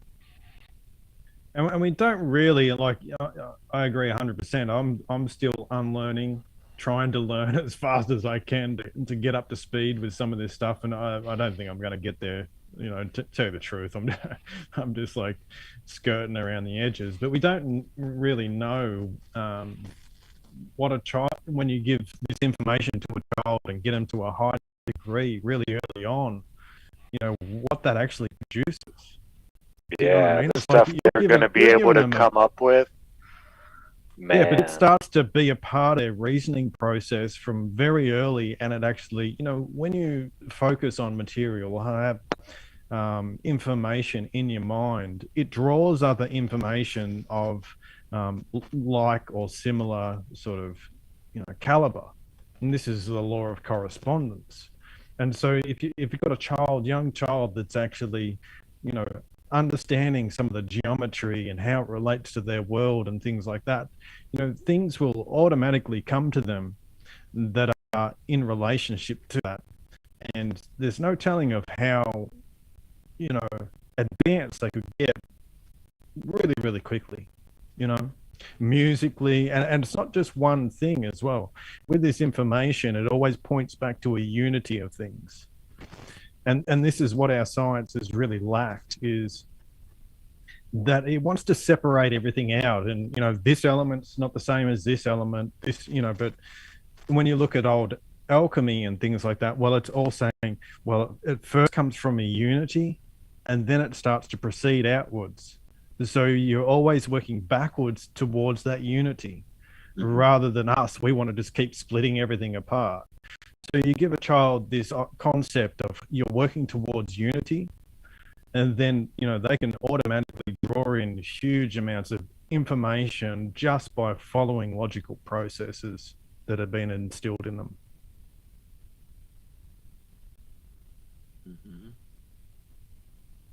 It's why I early on, like, sort of put myself in a position as a teacher. I mean, I sort of became a preacher, you know, like minister and that sort of stuff along the way, but I really sort of put myself in as a teacher, because I was like, well, all of this knowledge is out there, and I don't necessarily have a complete grasp on it 100%, and I'm still learning. I fumble and fuck up and stumble and all that sort of stuff, just like everybody else. But there was nobody out there like specifically trying to teach this to people, being like, this is something you should learn. And so the fact that now we have, even in since I started, basically a whole generation now of people that are teaching in this sense, that they're educating people through these podcasts and interviews and all this other stuff. To me, that gives me great hope. It really does, you know? So. Well, yeah, I think that's why I do it. I love sharing information that I didn't know before, you know, all this new stuff that I've been learning. I mean, at first, I was just in the comment sections, you know, arguing with trolls for like a year. Never planned on making a YouTube channel, or I had, you know, my YouTube name and everything, but I never made a video, never planned on it. And then, yeah, once you start learning this stuff, and it's once I started doing my own experiments and tests, and I got my camera and sextant and all that stuff, and started actually doing stuff, I started learning stuff. I was like, wow, I want to share this with people. You know, this is neat. People should know this stuff. And yeah, it has become a lot easier to I don't know, in some way, kind of be a teacher. You know, to get your point across. They say a genius, you know, or a good teacher, I should say, not so much a genius, but someone who actually truly comprehends something could explain it to a child to where they would understand it and comprehend it. And that's my goal, to try to make things as easy as I can so anyone can comprehend it. But yeah, it's like you said, it's a great feeling. You know, when you know someone, or someone comes up and says, "Hey, that was awesome. I had never known that. Thank you." That's, You know, awesome. Something that Lucas was saying, apropos to that, about complexity, like the most complex thing comes from simplicity. That really the grand truths of the matter, even though they might have, they might be complex, at the core they're very simple. And really this is what Kabbalah is all about. When you study like would be like the 10 emanations of God, and when you realize the Kabbalists will tell you, it's like, oh, those are the numbers 0, 1, 2, 3, 4, 5, 6, 7, 8, 9. Well, then when you realize that you're studying like literally what is construed by Kabbalists as the emanations in which God built everything, and he put them right on your hands, and then you're literally just essentially studying 10 numbers, 0, 1, 2, 3, 4, 5, 6, 7, 8, 9, and their geometry, the nonagon and the octagon, and blah blah blah. It's like, that's really, really simple shit. Really simple. It's not like you're doing complex algebraic, trigonometric freaking equations and stuff like that. You're literally studying the qualities of 10 numbers. And when you get to that, it's like you realize that God, in its essence, even though, once again, it can be complex, the truth is simple and usually beautiful, and something that a child probably does know inherently or intuitively as a child, but then of course, it has to go through everything that we've gone through, the indoctrination, all that stuff. But a child should be able to come to these truths, and so that's why the ball never made any sense to us, right? Never made any sense to me. Even when I wrote about it in my second volume, I remember writing about like the ball model and being like, this doesn't make any sense, and I remember thinking that when I was a kid. Why? Because it's bullshit. Truth is very simple. Hey, the thing you're standing on, it ain't moving. Right in your face, right there. So beautiful, simple, and that's really what truth is all about. When my mom told me that first time I saw a globe, I was like 4, and I was like, "What is that?" I was like, "What?" She was like, "Yeah, look, we live right here." What do you mean we live right there? What are you talking about? She's like, "Well, this is what Earth looks like," and I thought she was joking. I just laughed. I was like, "Yeah, right. No way." I had a map we that was on inherently my know. walls as a child that my grandfather had given me. It was an old map of the United States with 48 states. And it stayed on my wall. I was proud of that map. It was huge. I could point to stuff. I knew these places where I'd been. And they taught us one day in school about a fucking ball, and I'm like, what? I went home that day and asked my mom, how are we on a ball? How do we stand on a ball? I fall off a ball if I get on a ball. How are we on a ball? I mean, I remember that conversation with her, just because I already had a map on my wall that showed me a whole different thing. But yeah, it's so obvious to a child because, duh, we're not doing that. We're not spinning. We're not rolling. We can't hold on to a ball. So hello.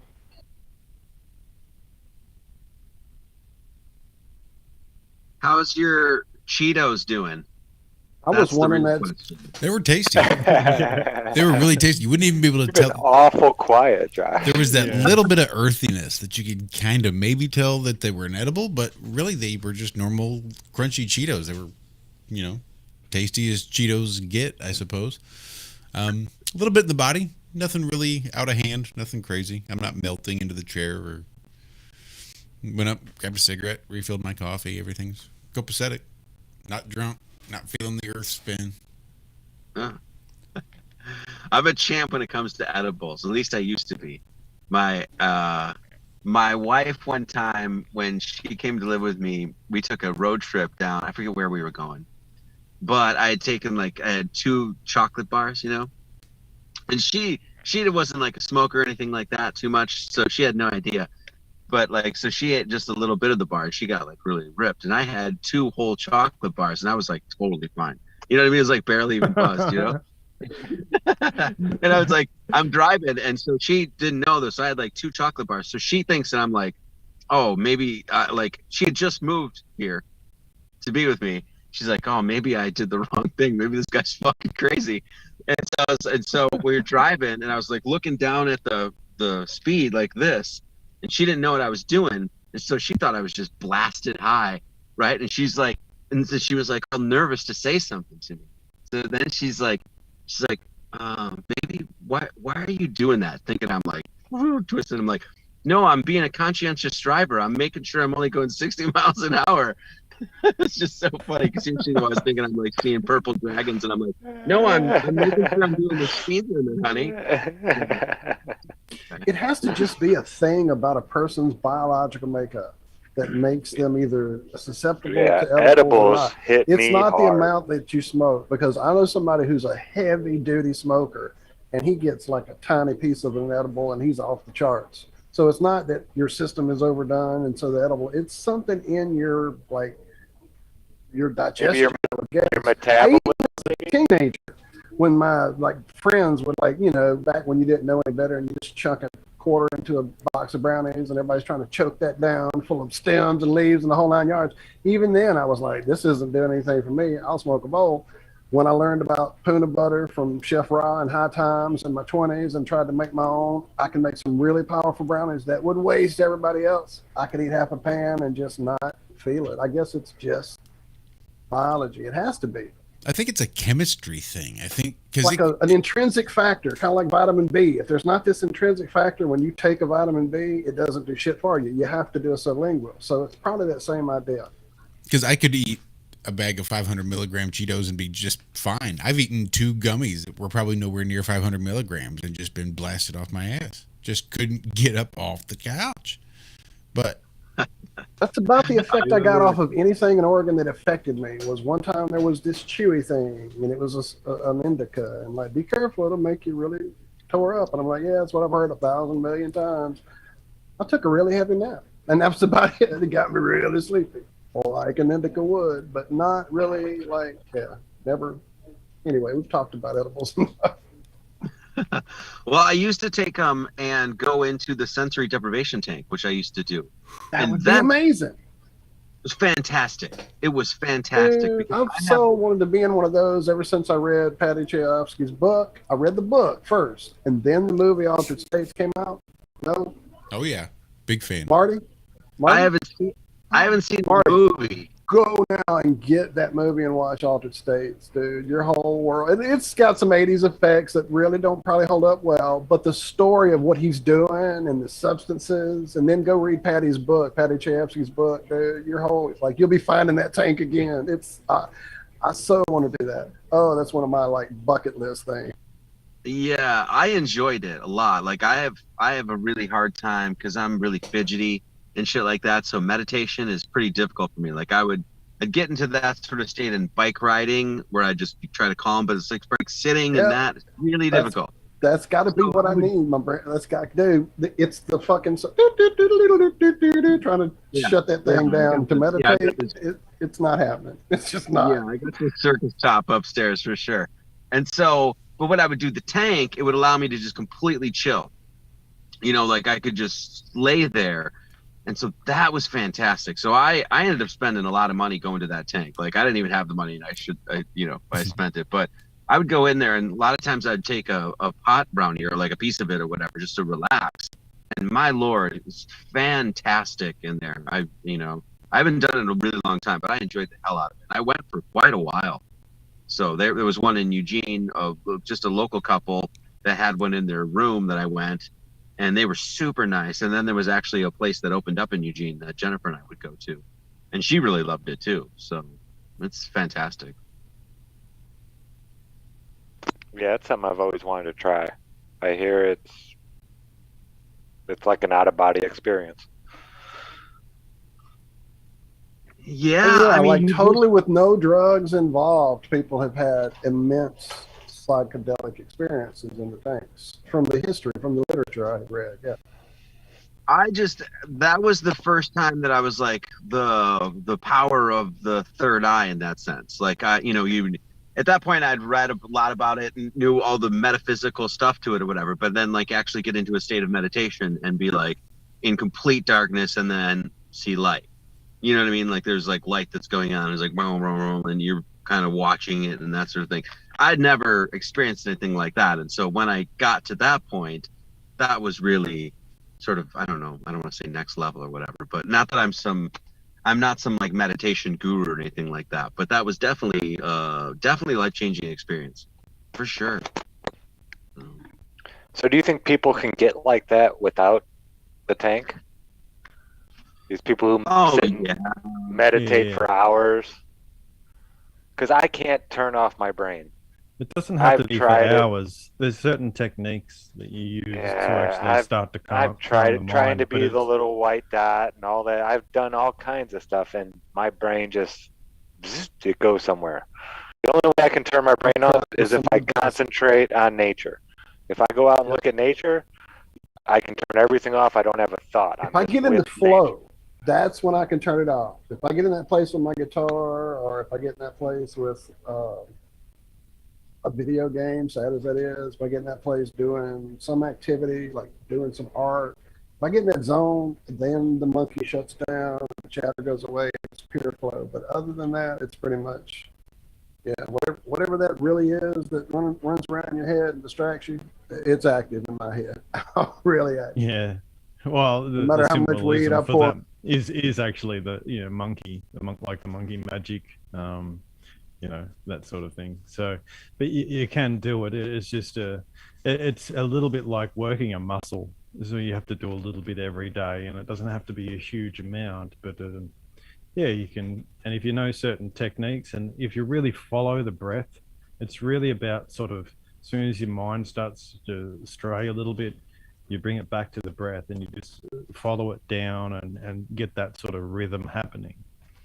And so once you're there, then things start to, um, and you can also move energy around the body just by you sort of learn a bit of this when you do yoga, or it could be any sort of exercise as well, where you actually send your consciousness to a part of your body.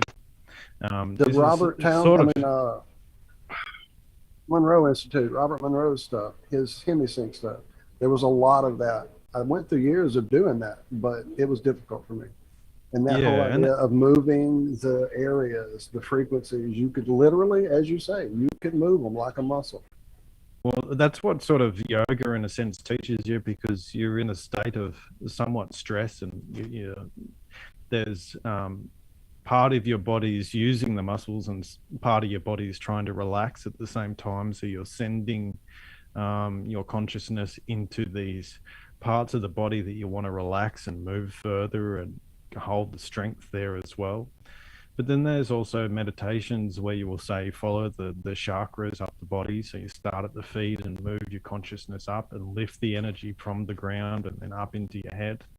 And then breathing through the third eye, so it actually comes forth and out and then back in and up through the crown. I've done a little video on this trying to help people to get into those meditative states that you actually, yeah, you know, I've had some pretty amazing experiences. I wouldn't Drop say that in the chat it's for everybody, really, man, if you don't mind. oh yeah, I can find it at some stage. Yeah, but you know, I've had some pretty amazing, you know, experiences where you know, for one, that you can sort of see when you're in the right place or doing the right thing as well. You know, your sort of head will feel like it's on fire, and you know, get these ideas of flames coming out the top of your head, and you know, just different things with the third eye as well.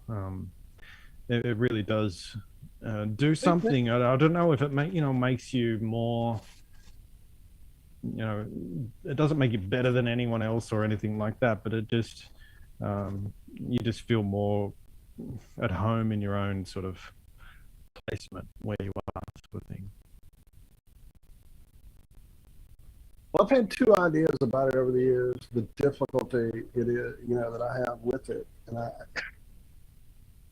think it's either one of two things, being that either it's the empathy level that I live at all the time, which requires me to put up immense psychic soul shields to keep people's shit from inundating me on a 24-hour basis.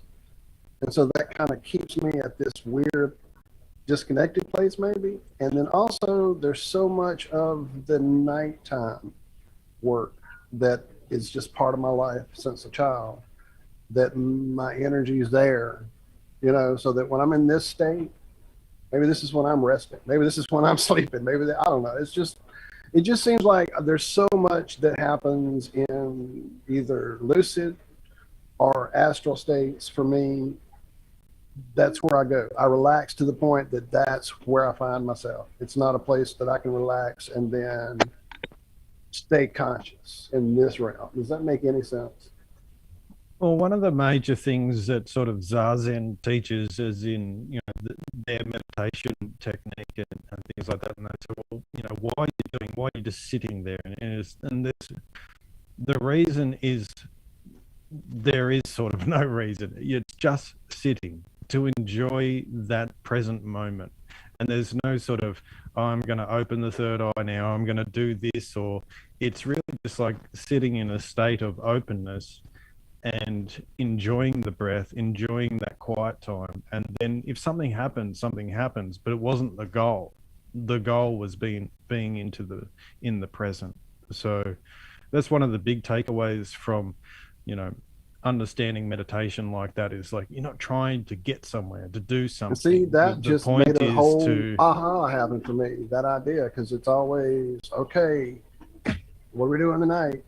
Get ready for it mentality when I approach it and start the breathing and yeah, no shit. Okay. And that what that does is sort of set up a thing to failure. You know, you're supposed to be getting somewhere. You know, but you're not. You're supposed to be like the central pole, the Mount Meru or something, where you're just sitting in or the Buddha under the Bodhi tree or whatever it is. You're not supposed to have a reason for it. You're just in the present. I like that.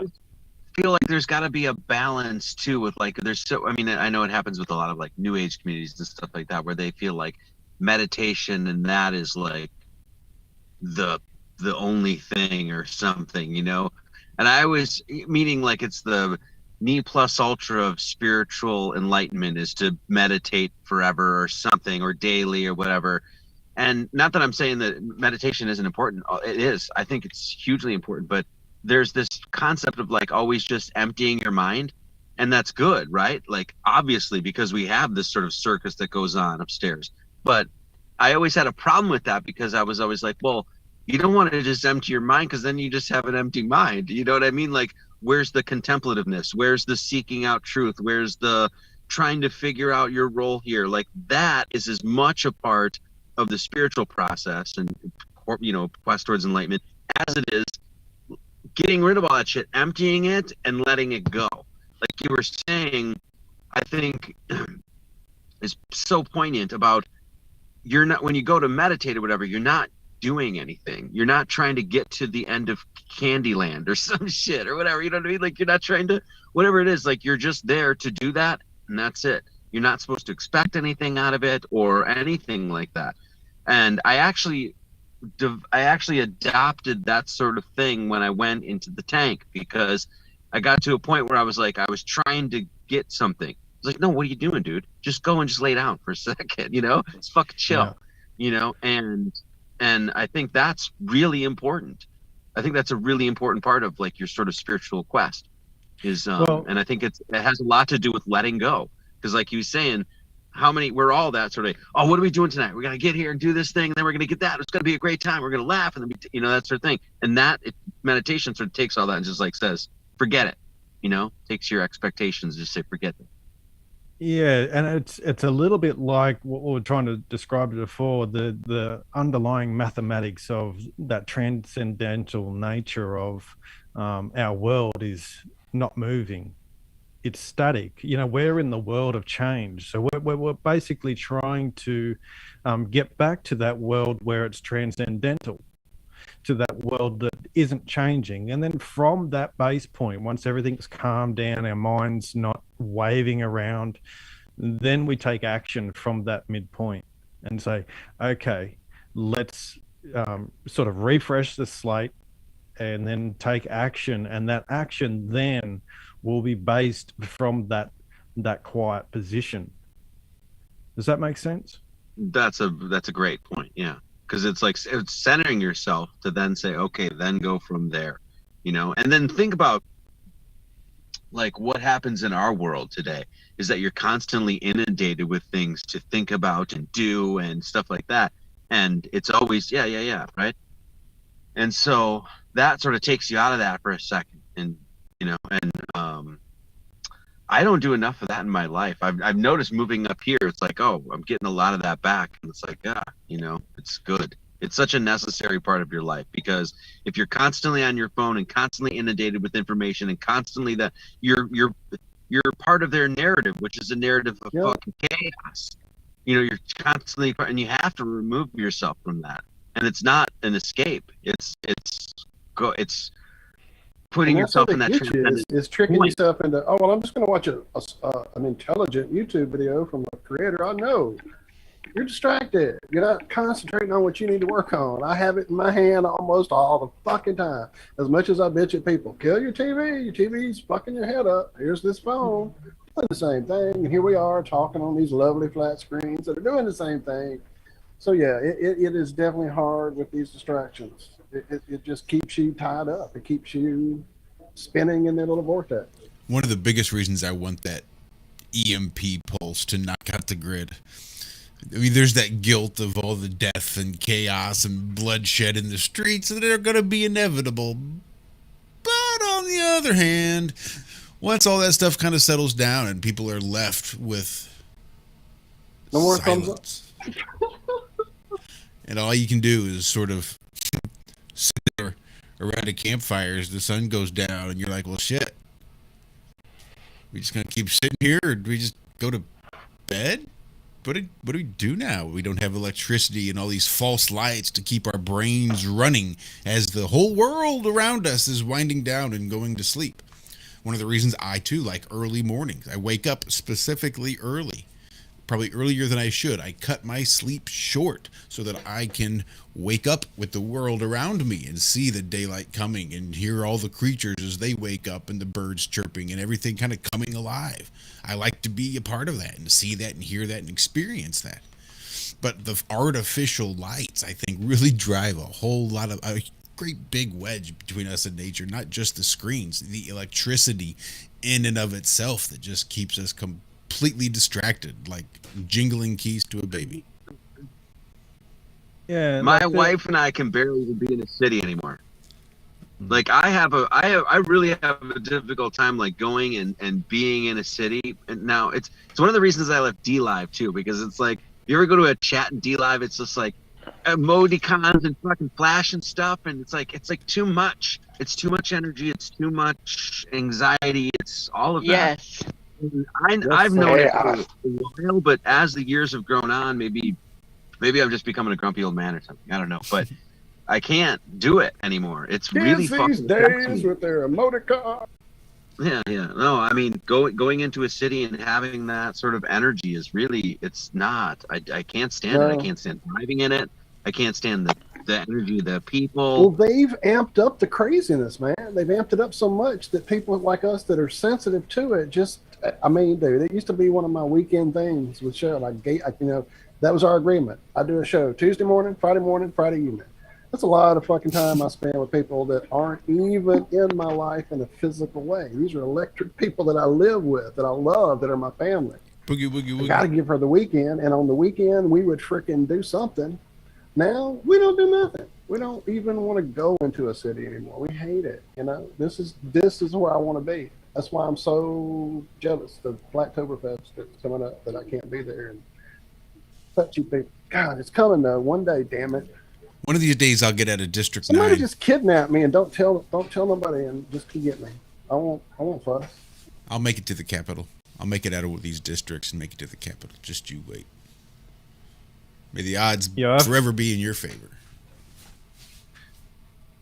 I find the cities oppressive as well, and I think, you know, I sort of see it like you know, like a cloud of consciousness, of people's consciousness gathered together, and it's just like this oppressive cloud that starts. Once you're in it, you can sort of become accustomed to it in a sense. It's almost like a change of atmosphere, but you're definitely happy to see it in the rear vision mirror as you're driving away, you know. And that's why I sort of like where I am to some degree as well, because it doesn't feel so oppressive. It feels quite open and that sort of thing. Although lately, with all this nonsense that's happened, you know, I've definitely felt a sort of, you know, change in the atmosphere, the consciousness in a sense, and it might be just be me, the way I feel about the things or something like that, but it's definitely one of those things that, like we're talking about, that draws you in, and starts, you know, your consciousness starts to become part of what's going on. So when you no longer vibrate at their fear driven frequency, when your life is completely not just not touched by it, but it's not even in your realm of consideration, the fear these people are living in. It's sadness. That's what I feel most of the time for it, you know, and anger. And when that is just what you walk into as you get, you know, approach this city, it's like, just like you said, an oppressive cloud of that black goo that was under the city in Ghostbusters 2. That's fucking what it feels like. That was the pink slime, as I recall. That was the hot dog meat. That was just a hot dog factory there under the city in Ghostbusters 2. Yeah, thinking about it, I can go weeks now without leaving the house, and I do. I will go weeks without, I mean, I go out of the house, I go to the river, I go to the backyard in the river, but I literally, it's more of the norm here to go weeks at a time, and then like have a couple of days of errands that you have to do on the outside. And I can't imagine 10 years ago even thinking this way, and yet I don't miss a thing out there. I don't want to be out there at all. Going to New Orleans was like my jam, dude. We would do that like almost every 2 weekends. We'd be in New Orleans just doing absolutely nothing but enjoying the fuck out of being in this city. And now I wouldn't go in that place because of the idiocy, that would be surrounding me. I know people that are living there, and they've told me about. Yeah, when COVID-19 hit, and they were talking about you may have to like stay 2 weeks at isolation or something like that, I actually told my boss, I'm like, I'll do you one better. I'm going to isolate myself at my house for a month. I'm not going to go anywhere. And that sounded like awesome to me. Exactly. Take a shower out in the freaking stars, go hang out with my chickens, you know. I don't know. Life is good. So Yeah, whenever I hear like go to isolate at home, I'm like, yes, stay home, work on the garden. It's like I don't want to go anywhere anyway. Now you've just made my decision a lot easier. the government's putting you in the naughty corner, and you're like, my naughty corner is the shit. Well, this is what I've always worked towards. It's like I don't want to go on holidays and enjoy this amazing scenery and then come back home to a shithole. I want my place to be my holiday area. You know what I mean? People have got it all wrong. I don't want to go on a holiday to get enjoy these sceneries that are, I want my place where it's a holiday. Fucking A. I'm going to pay money to go to a shithole and stay at a shithole for a month so that I can come home and appreciate what the fuck Appreciate this wonderful shit I got. I love it. Yeah. Yeah, it's so weird. I basically now live in this sort of old hunting cabin kind of thing, right? And years ago, I dreamed of basically this. Like when I went to college, I dropped out of college, but I went to college, and I basically had this dream that someday I would probably, live in a cabin up north or something like that. And I never actually thought it would happen, but it's so fucking weird coming back from Hawaii because I've kind of made this whole weird rites of passage thing. Like my family is Menominee Indian, on the one side, and now I am back. I've never lived up here, and now I live essentially where a few generations ago a tribe of my family lived.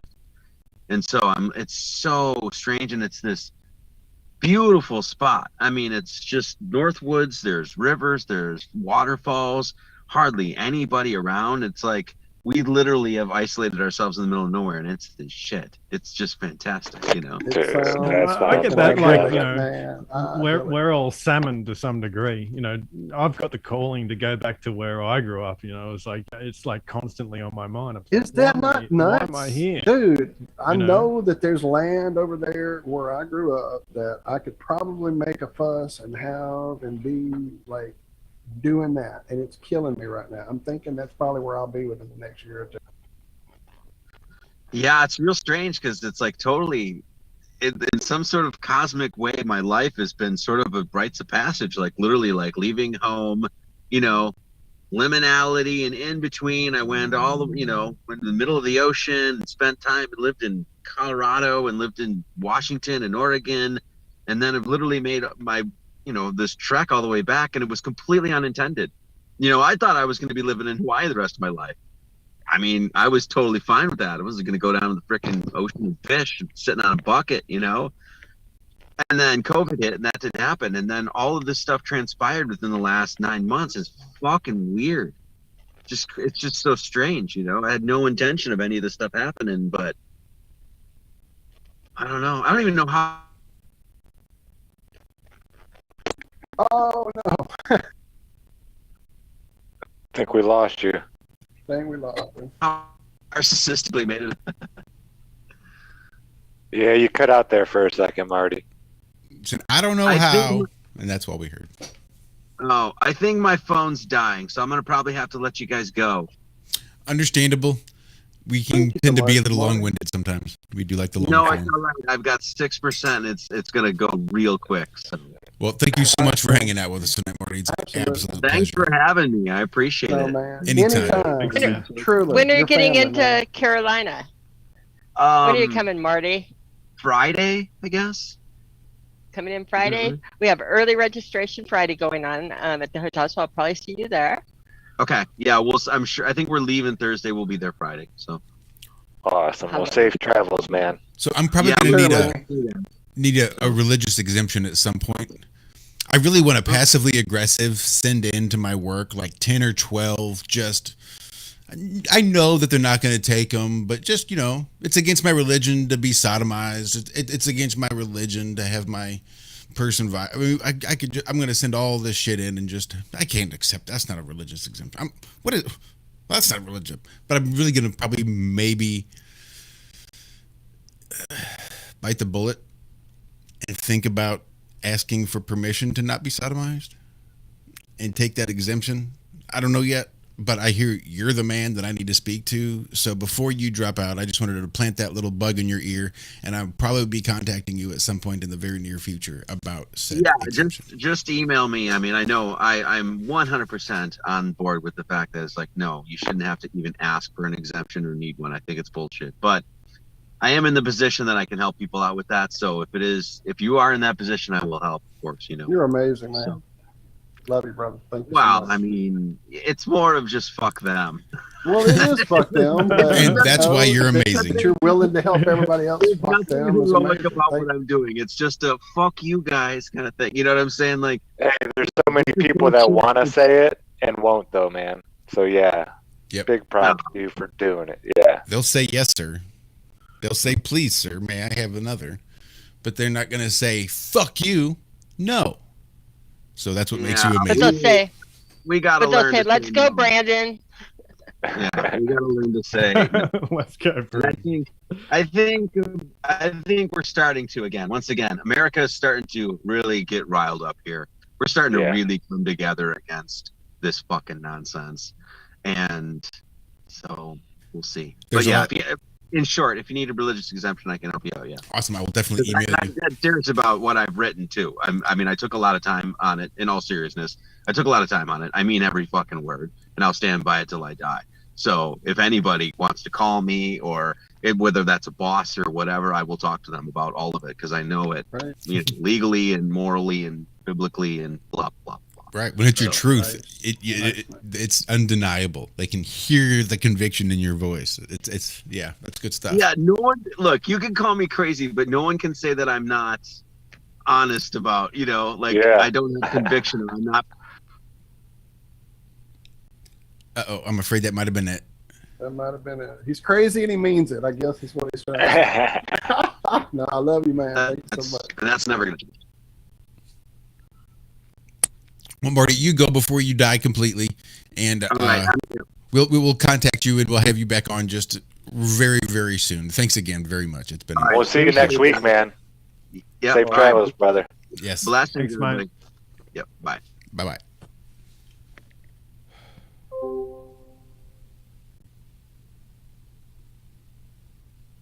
Just an awesome guy. That was fun. That was fun. I really enjoyed That that. was Really good stuff. Yeah. All right. That's probably it, is it? I think so. We're cooking on 2.5. That's not bad. Here we are. Hey, real quick, I had this up when this was an hour and 3 hours ago. Hour and 3 hours, and I forgot. That's but I right. want to show y'all because it's pertinent to what we were talking about and ties back to last week's show. Which, if you didn't see it, go watch Cam. It was great. But yeah, okay. So I was saying after I showed y'all. Oh shit, where is it? Let me go find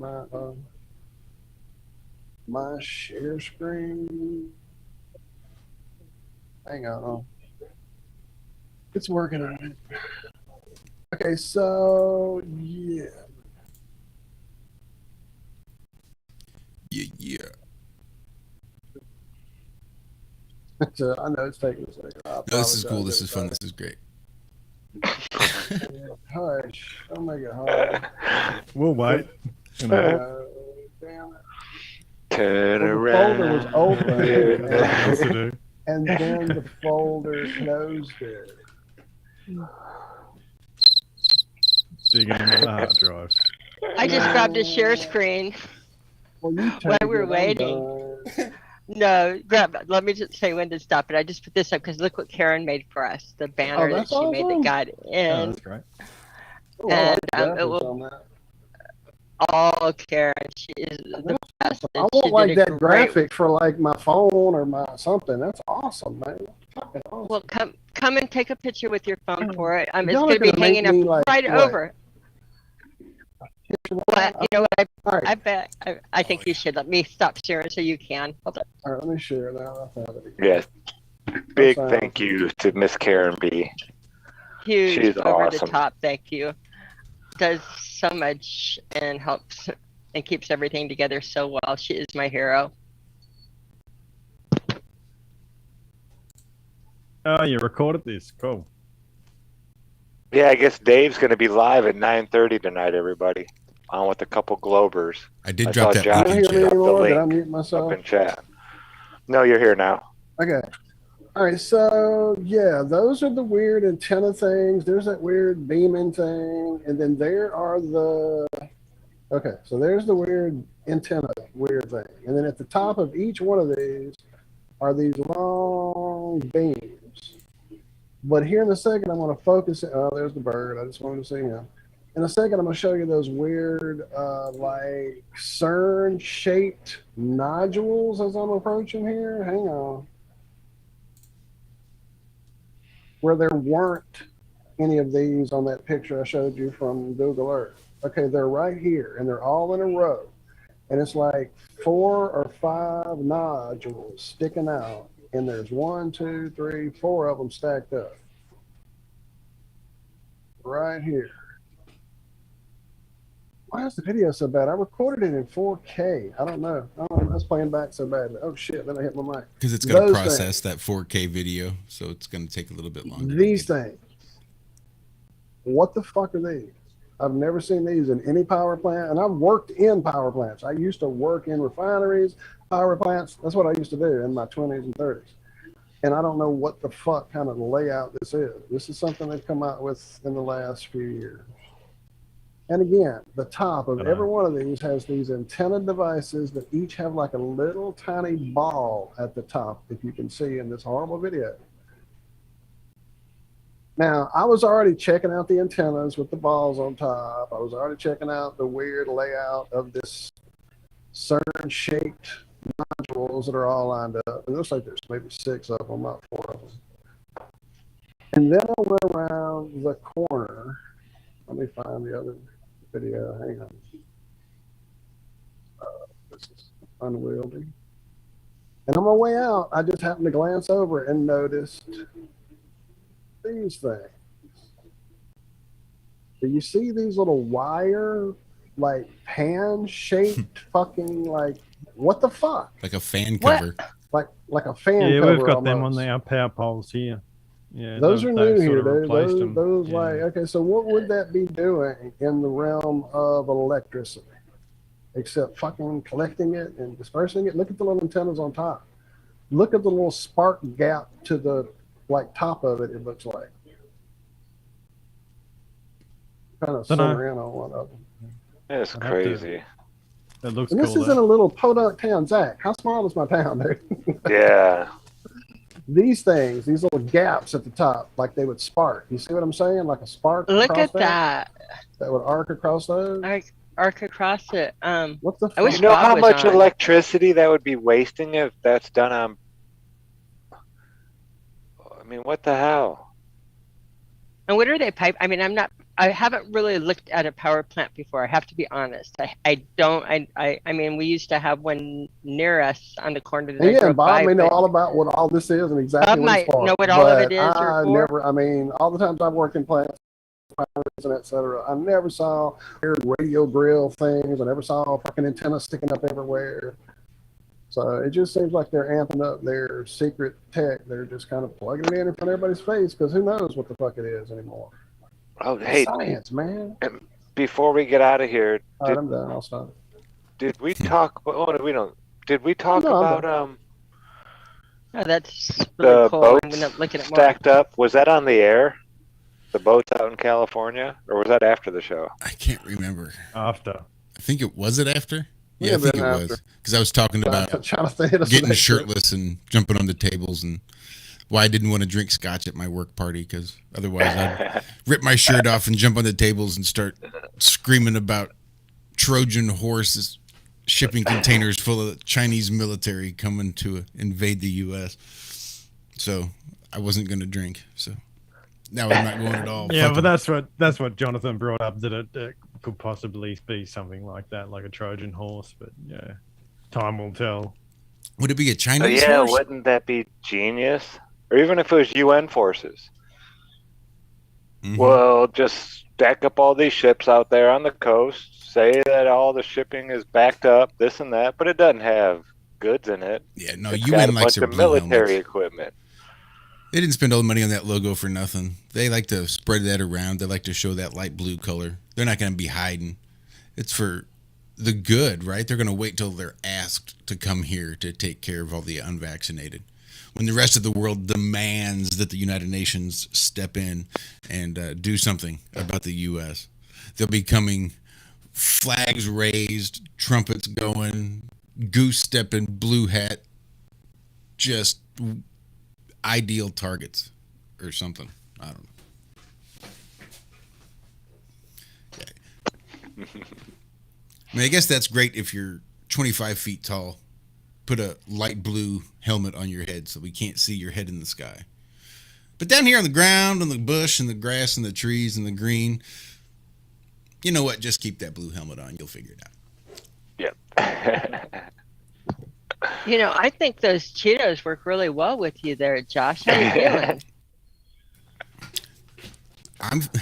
I said it before that they do not want me to have extra time on my hands. The best thing the man did was convince me to just go ahead and get a halfway decent job and just spend some time and try to get a little momentum and get my feet underneath me financially and shit like that.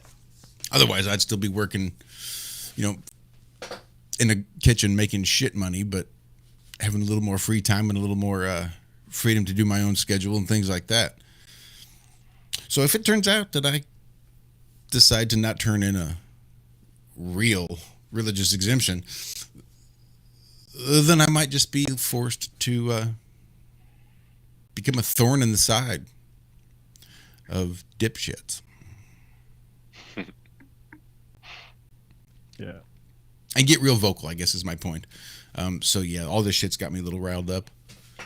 I knew about it yesterday, but was still in just a little bit of a state of shock. And then I think today when I got there, because we were still working and cleaning, and I'm just busting my ass trying to get them ready for their 75th anniversary party. My body's tired. I'm sweaty. I'm stinky. And that's the second day in a row. This is why I got out of kitchens. What the fuck is this? They want me to do what? And I'm supposed to come here and no. Although the more I think about it, the more maybe I should have just gone for the scotch.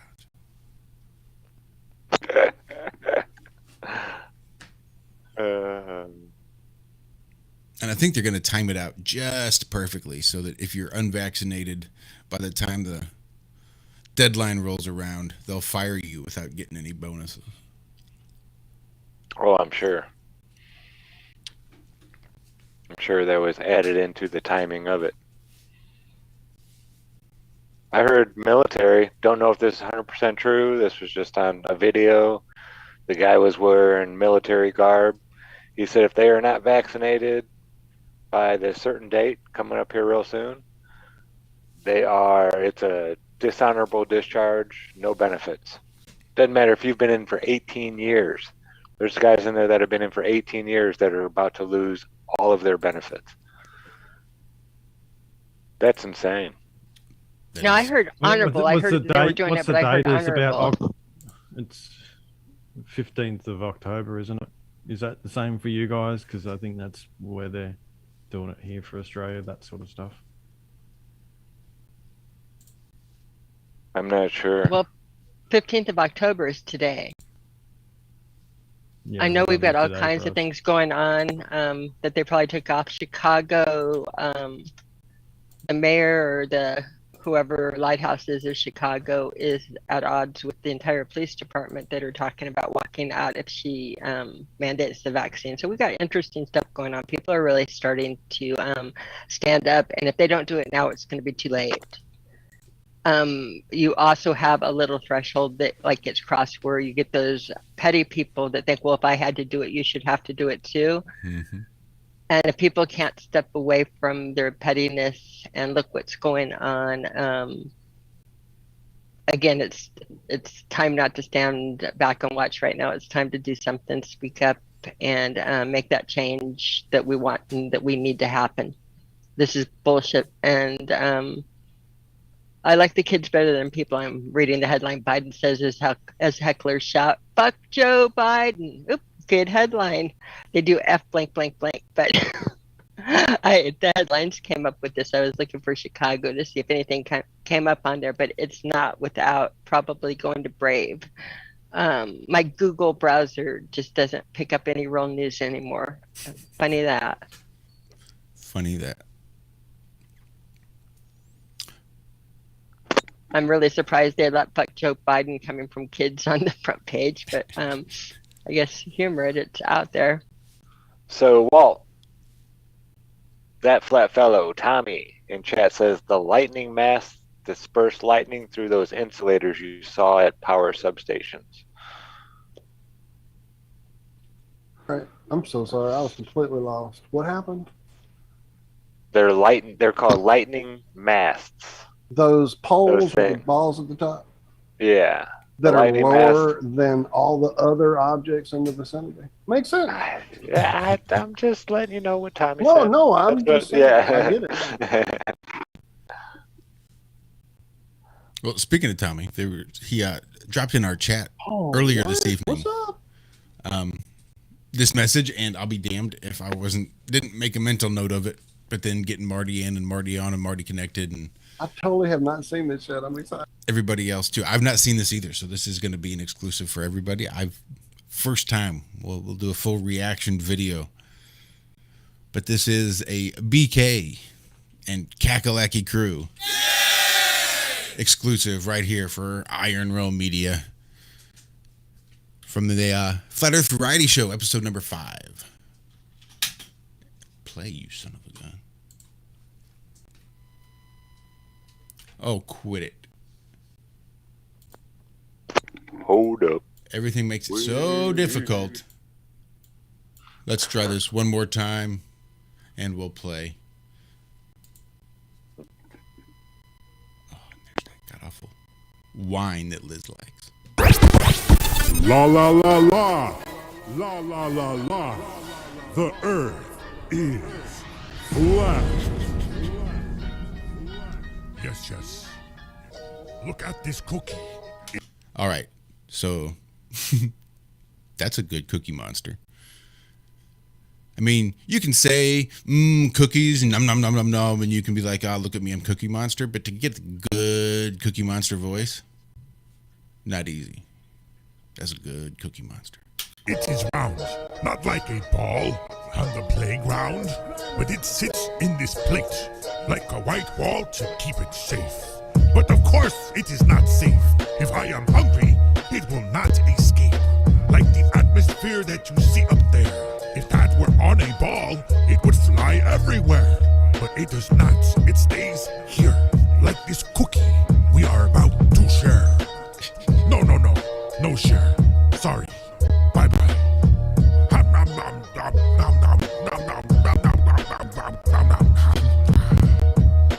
Good cookie. Nom nom nom nom nom. I love it. Oh my god. Man, those guys are so talented.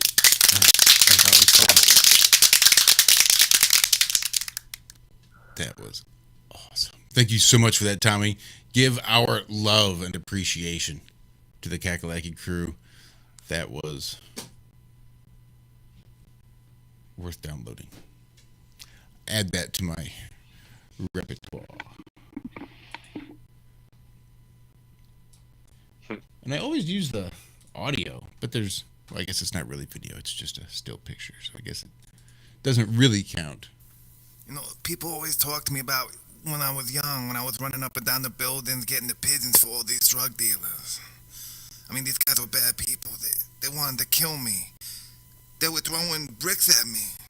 I thought I was in a nightmare. I didn't know if this was reality or if this was the truth. That's why I always wish that Iron Realm Media was around back then. Because I didn't know what was truth or not. Nah, listen to Iron Realm. Oh, quit it. That's not what you wanted to hear. I was trying to kill it halfway through. I think there's a very distinct part there. Separation. They would make 2 very good audio clips instead of just one fucking badass audio clip. I love that one. So how's the Cheetos, Josh? I mean, Again, it's Checking not in like before we left. it's all right. All right, all right. I'll have to try a savory someday. I would recommend 2 bags. 2. All right. Love you guys. Thank you all so much. My God. If some like energy beams me out of this chair into where you guys are gonna be next weekend, it would be amazing. Otherwise, my heart and soul will be there with you all. I'll be looking at anybody who's got live feeds going for sure. I'll be bugging Zach, even though he won't have time to even tell me what's going on. But you guys, I'm just sending you lots of love, lots of hugs. Everybody travel safe on the road. Good Lord, lots of craziness out there. So be safe, take care of each other. And thank y'all so much. Absolutely. And if you are looking for a ride to Flattoberfest, there is a group on Telegram. Download Telegram. I believe it's the Flat Earth, or it might be Flattoberfest. Something like that. But it should be really easy to find if you just type in Flattoberfest. But yeah, there's I have the link here somewhere. I'm trying to find it. Hang on.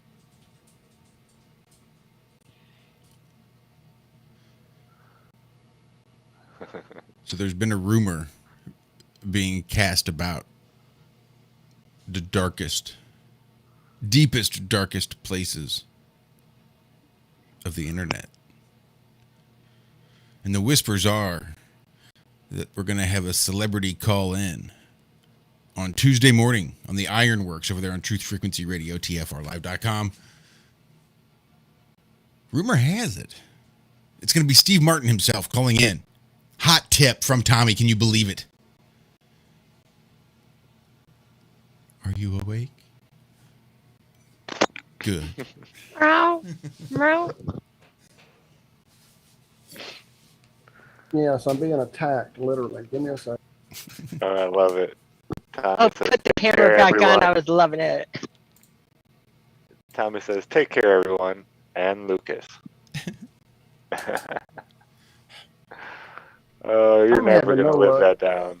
finding this the link. I don't know He's what I driven did it with into people's subconscious. That's what's happening.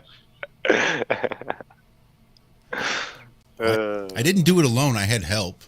I had Walt to help me, and Zach helped me, And Lucas. and Lucas. This is how mind control works, folks. Yep, it is too. Just That's the craziest part repetition. about it. Repetition. Not that we're mind controlling everybody, but yeah, it's how it works. Wakey, wakey.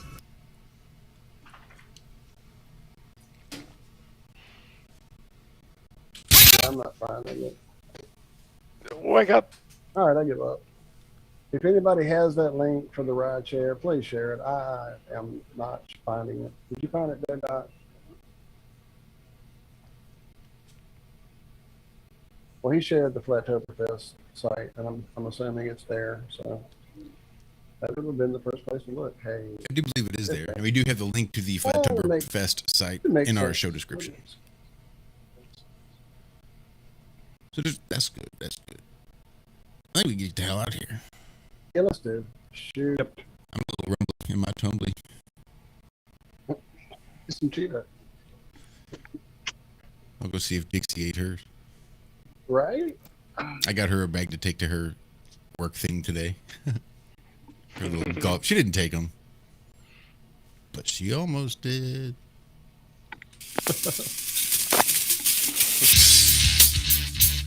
Anyway, thanks guys for hanging out with us this evening. Thank you so much. Marty Leeds. Check him out, martyleeds33.com. You can check us out every Tuesday and Friday morning, tfrlive.com. For the Ironworks, you'll find me, Walt, Zach. Oh, you can't hear it. It's too low. And Lucas. He's there too. Yep. That's it. Love you guys. See you next week. Bye-bye.